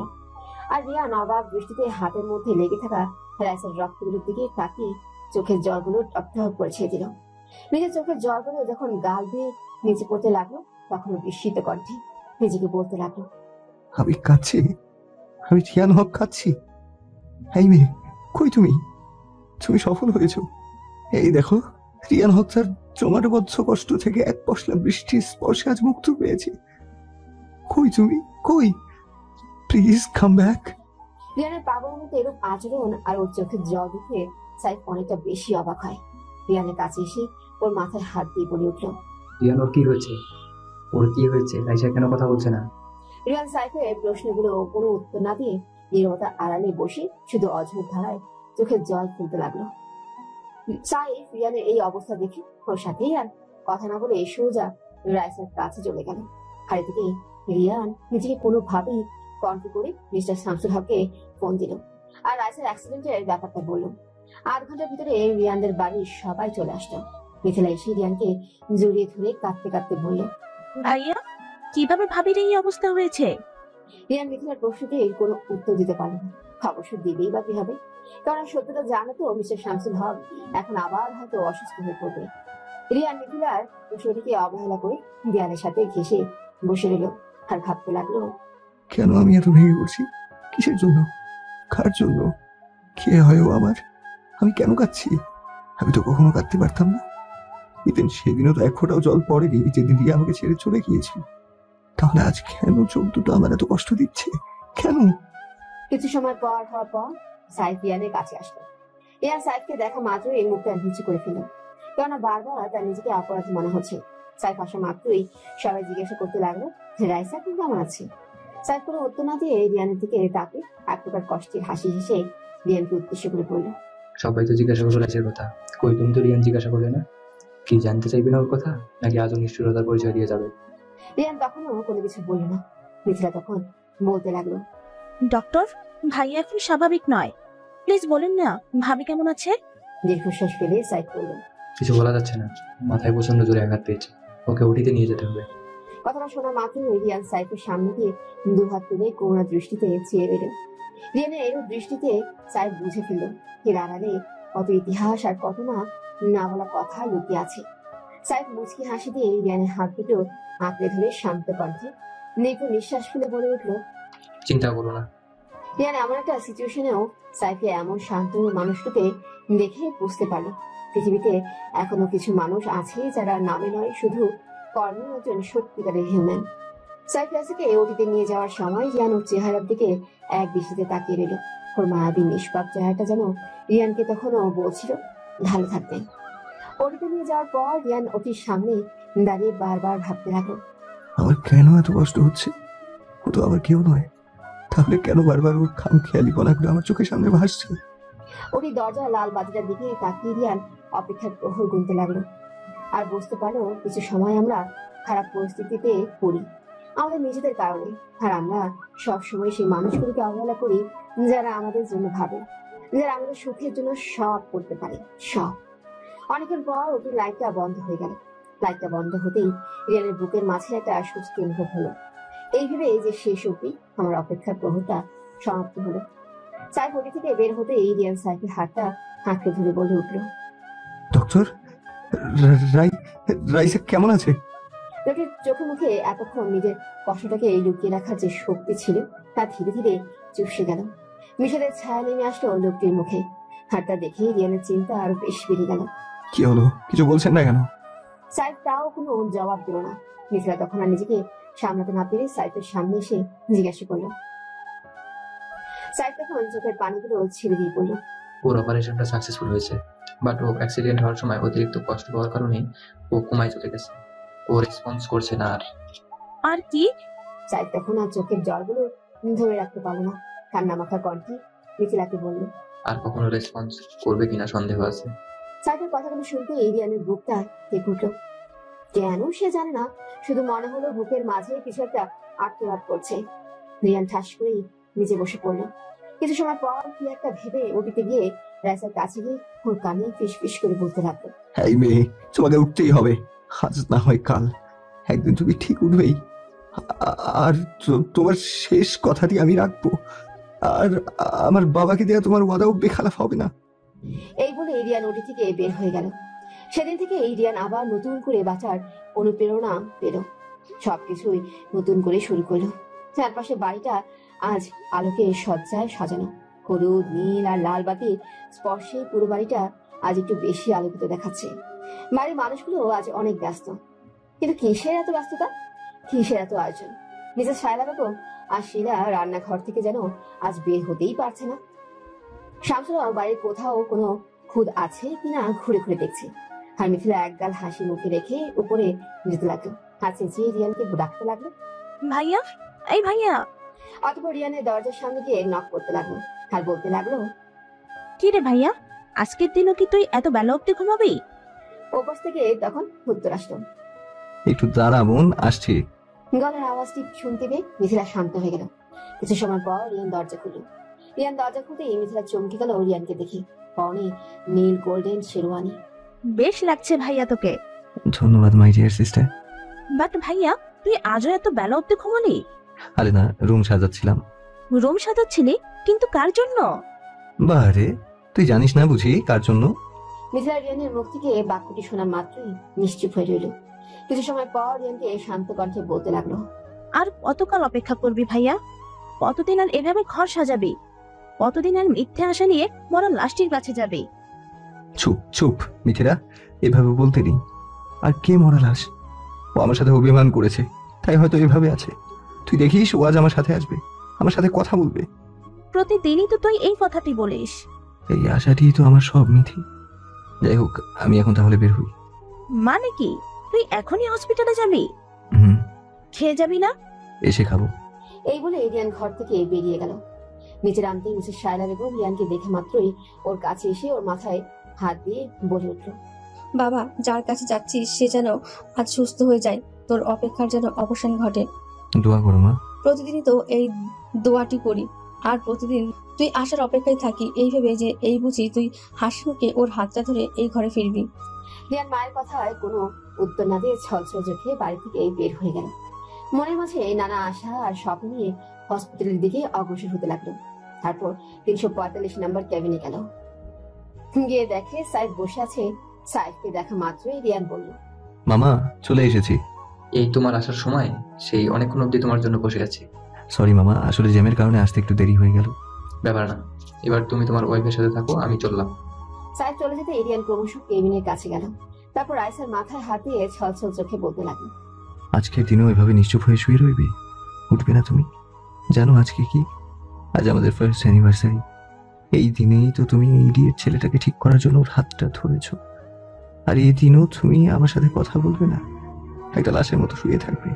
তুমি জানো আজ আমি তোমার জন্য পুরো বাড়িটা সাজিয়েছি। মাকে বলে এসেছি আজ তোমাকে আমি আমার সাথে নিয়ে যাব। অবশ্য প্রতিদিনই মাকে এই আশ্বাসটা দিয়ে আসি, তবে আজকে অন্তরের অন্তঃস্থল থেকে কথাটা বলে এসেছি। উঠো না, আমার সাথে কথা বলো না। হঠাৎ রিয়ান নিশ্চুপ হয়ে গেল। তারপর কিছুক্ষণ চুপ থেকে বলে উঠল, এত অভিমান যে 1 বছর পেরিয়ে গেল, অথচ তুমি সেই পুতুলের ন্যায় নিশ্চুপ হয়ে শুয়ে আছো। তুমি জানো প্রতিদিন বাবা ভাবে এই বুঝি তুমি সুস্থ হয়ে বাবাকে বলবে। আপনি চিন্তা করবেন না বাবা, আপনার ছেলে আবার আগের মতো ঠিক হয়ে যাবে। মিথি প্রত্যহ ভাবে এই বুঝি তুমি ওকে গিয়ে জড়িয়ে ধরবে, আর আমি তোমার সুস্থ হওয়ার অপেক্ষায় প্রত্যহ দীর্ঘশ্বাস ফেলি। কিন্তু তুমি আমাদের অপেক্ষার অবসান ঘটাচ্ছ না। আচ্ছা, তোমার এত অভিমান, এত আমার উপর রাগ যে সেদিন সেই যে বললাম চলে যেতে, তে আজও নিশ্চুপ হয়ে রয়েছ। গত 1 বছর ধরে প্রতিদিন তোমার কাছে এসে তোমার সাথে আমি নিজেই শুধু কথা বলি, কিন্তু তুমি একবারও আমার সাথে কথা বলো না। তুমি বুঝো না রাইসা, এতে আমার খুব কষ্ট হয়।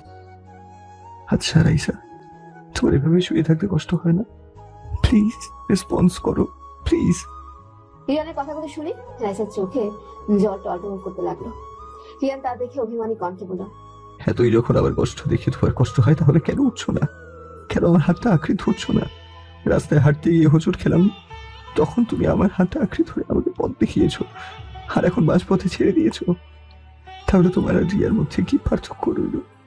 রাইসার ওষুধ তখন গড়িয়ে রিয়ানের হাতে পড়লো। রিয়ান তখন বলল, না, তুমি ভেবো না আমাকে নিয়ে রাইসা।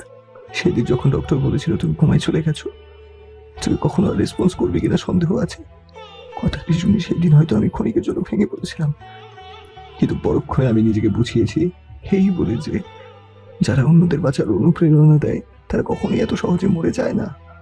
আর এই বিশ্বাসে দেখতে দেখতে 1 বছর পার করে দিলাম। তুমি তো জানো রাইসা, আমি এখন আর সিগারেট খাই না, এখন আর মদ খাই না, এখন আর রাতও জাগি না, আর ওই 3 রাস্তার মোড়েও বসে থাকি না। কেন জানো? কারণ তোমার শেষ কথাটি ছিল ভালো থাকবেন, আর সেই কথাটি আমাকে নতুন করে জীবন শুরু করতে বাধ্য করেছে। আর ভালো থাকারও চেষ্টা করছি, এবং নিজের কাছের মানুষগুলোকে ভালো রাখার চেষ্টা করছি। জানো রাইসা, এখন আমি অনেক কিছু বুঝে গিয়েছি, সবকিছুর সাথে নিজেকে মানিয়ে চলতে শিখে গেছি। যখন এখন আবেগের বসে আবার জীবনকে থামিয়ে দিতে মন চায়, তখনই তোমার কাছে চলে আসি। তোমার এই নিষ্পাপ চেহারা দেখে আমি আবার বাঁচার অনুপ্রেরণা পাই। সেদিন হয়তো রাইসা আমি তোমার কথাগুলোর মূল্য বুঝতে পারিনি, কিন্তু এখন বুঝতে পেরেছি। আসলে আমরা সত্যি করে যখন কাউকে ভালোবাসি, তখন ভালোবাসার মানুষটিকে ভুল নির্বাচন করি। আর যখন কেউ আমাদের সত্যিকারের ভালোবাসে, তখন আমরা না তার ভালোবাসাটা বুঝতে পারি তখন, যখন সে আমাদের ছেড়ে দূরে চলে যায়। যেমন এখন আমি বুঝতে পেরেছি তোমার নীরবতার কারণে, আর রিয়াও হয়তো বুঝতে পেরেছে। তাই তো কয়েকদিন আগে আমাকে ফোন দিয়ে কাঁদতে কাঁদতে বললো ও আমার কাছে ফিরে আসতে চায়। কিন্তু এই কথাটি শুনে না সেদিন আমি একটুও খুশি হইনি। 3টা বছর যার জন্য মরাল হাসির মতো ছিলাম, সে আমাকে ফোন দিয়েছে, সেই অনুভূতিটা আমার ভেতর কাজ করেনি। কেন জানো? বিকজ আমার সব অনুভূতি আর সব আবেগ ভালোবাসা শুধু তোমায় ঘিরে। আসলে আমাদের জীবনে সুখ আর অনুভূতির ঘাটতি থাকে বিধায় আমরা জীবন পথ চলতে গিয়ে বারবার ভালোবাসাটাকে খুঁজি। আর ভালোবাসা প্রথম, দ্বিতীয়, তৃতীয় বলতে কিচ্ছু নেই। যে ভালোবাসায় হাজার কষ্টের মাঝেও আমরা সুখকর অনুভূতি খুঁজে পাই, সেটাই প্রথম এবং শেষ ভালোবাসা। আর বাকি সবকিছু আবেগ কিংবা একটু ভালো লাগা ছাড়া আর কিছুই নয়। আজ মনে হচ্ছে সেদিন রিয়া আমাকে ছেড়ে চলে গিয়েছে, অনেক ভালো করেছে। কেননা এই পৃথিবীতে এমন অনেক স্বামী স্ত্রী আছে যাদের ভেতর ভালোবাসা শব্দ নেই, কিন্তু সমাজ ব্যবস্থার কারণে একজন আরেকজনের সাথে মিথ্যে অভিনয় করে জীবনটা পার করে দিচ্ছে। কিন্তু রিয়া আমার সাথে সে নাটকটা করতো না। যদি করতো তাহলে কখনোই জানতেই পারতাম না যে ও আমাকে কখনো ভালোই বাসেনি। আমি শুধুমাত্র ওর আবেগ ছিলাম, যার মেয়াদ ছিল 3 বছর। আর ভালোবাসার জিনিসটা কখনো সময়ের সাথে সাথে কমে না, বরং একটু একটু করে পারে, যা মানুষকে আরো দীর্ঘদিন বাঁচার অনুপ্রেরণা দেয়। আর সেই অনুপ্রেরণা নিয়েই তো দুজনে একসাথে হাতে হাত রেখে জীবনের সমস্ত জরাজীর্ণতা বাধা অতিক্রম করে। আর কত এই পুতুলের সাথে কথা বলবে রিয়ান? সাইফের গলার আওয়াজটি পেতে রিয়ান নিশ্চিত হয়ে গেল। কিছু সময় রাইসার দিকে তাকিয়ে থেকে বলে উঠল, যতদিন ও রেসপন্স না দেয়। ওরা রেসপন্স, এই আশা নিয়ে তো 1 বছর পার করেই দিয়েছো। যাও বাড়ি যাও। এই বলে সাইফ চলে গেল। রিয়ান তখন রাইসার চোখের জলগুলো মুছতে লাগলো আর নির্লিপ্ত স্বরে বলতে লাগলো, আজকেও খালি হাতে ফেরাবে? তারপর রিয়ান রাইসার কপালে হাত বুলিয়ে বলে উঠল, হাসি। কথাটি বলে রিয়ান দাঁড়িয়ে চলে যাওয়ার জন্য পা দিতে মনে হলো কেউ ওর হাতটাকে শক্ত করে ধরে রেখেছে। নিছক কল্পনা কিংবা স্বপ্ন মনে করে রিয়ান আবারও চলে যেতে গেলেই সে অনুভূতিটা আবারও ফিল হলো। রিয়ানের চোখে মুখে সুখের আমেজ নেমে আসলো। পেছন ফিরে তাকাতেই দেখে রাইসার হাতটা আটকে ধরেছে। রিয়ান ব্যাপারটা বিশ্বাস করতে পারে না, তাই রাইসার মাথার পাশে গিয়ে বসে। চোখ দুটো বন্ধ করলো নিছক স্বপ্ন ভেবে। হঠাৎ মনে হলো কেউ তাকে বলছে, নিয়ে যাবে না আমায় তোমার সাথে? কৌতূহলে বসে চোখ খুলতেই রিয়ান দেখলো রাইসা ওকে কথাটি বলছে। ব্যাপারটা দেখে রিয়ান জোরে জোরে শ্বাস ছাড়লো। আর সে এক একটা শ্বাস ছিল রিয়ানের 1 বছরের অপেক্ষার প্রহরগুনার প্রমাণ।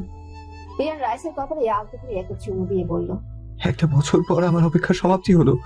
রাইসা, আমি কি কোনো স্বপ্ন দেখছি?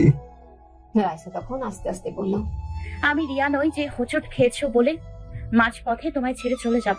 তাই তো মরতে মরতেও বেঁচে গেলাম। রিয়ান এতক্ষণ পর বুঝতে পারলো যে এখন যা ও দেখছি বা ওর সাথে যা হচ্ছে সব সত্য। রিয়ান কিছু সময় চুপ থেকে অতঃপর জোরে চিৎকাতে ডক্টরকে ডাকতে লাগলো। ডক্টর, ও রেসপন্স করেছে। তারপর উচ্চস্বরে হেসে বলতে লাগলো, এই ভাড়া দেবো, তুই আমার সাথে বাড়ি যাবি না? না। কিন্তু কেন? কারণ এই যে তুই বললি আমি তোর ভাড়াটে বউ, যার 2 মাস ফুরিয়ে গেছে। রিয়ান তখন হাসতে হাসতে বলল, হ্যাঁ তো, তুই আমার ভাড়াটে বউ তো, তবে 2 মাসের জন্য নয়, সারা জীবনের। এই বলে রাইসের হাতটা আরো শক্ত করে আঁকড়ে ধরলো, যাতে হারিয়ে না যায়। তারপর রিয়ান কাঁদতে লাগলো। রিয়ানের কান্না দেখে রাইসা বলে উঠলো, এবার রিয়ান হক কাছে আদ্রিয়ান দিলি, আমায় ছেড়ে চলে যাবি না প্লিজ? কি করবো বল, তুই তো কাঁদতে শিখিয়ে দিলি, আমায় ছেড়ে চলে যাস না প্লিজ। কি করবো বল, তুই তো কাঁদতে শিখিয়ে দিলি, আমায় ছেড়ে চলে যাস না প্লিজ। কি করবো বল, তুই তো কাঁদতে শিখিয়ে দিলি, আমায় ছেড়ে চলে যাস না প্লিজ।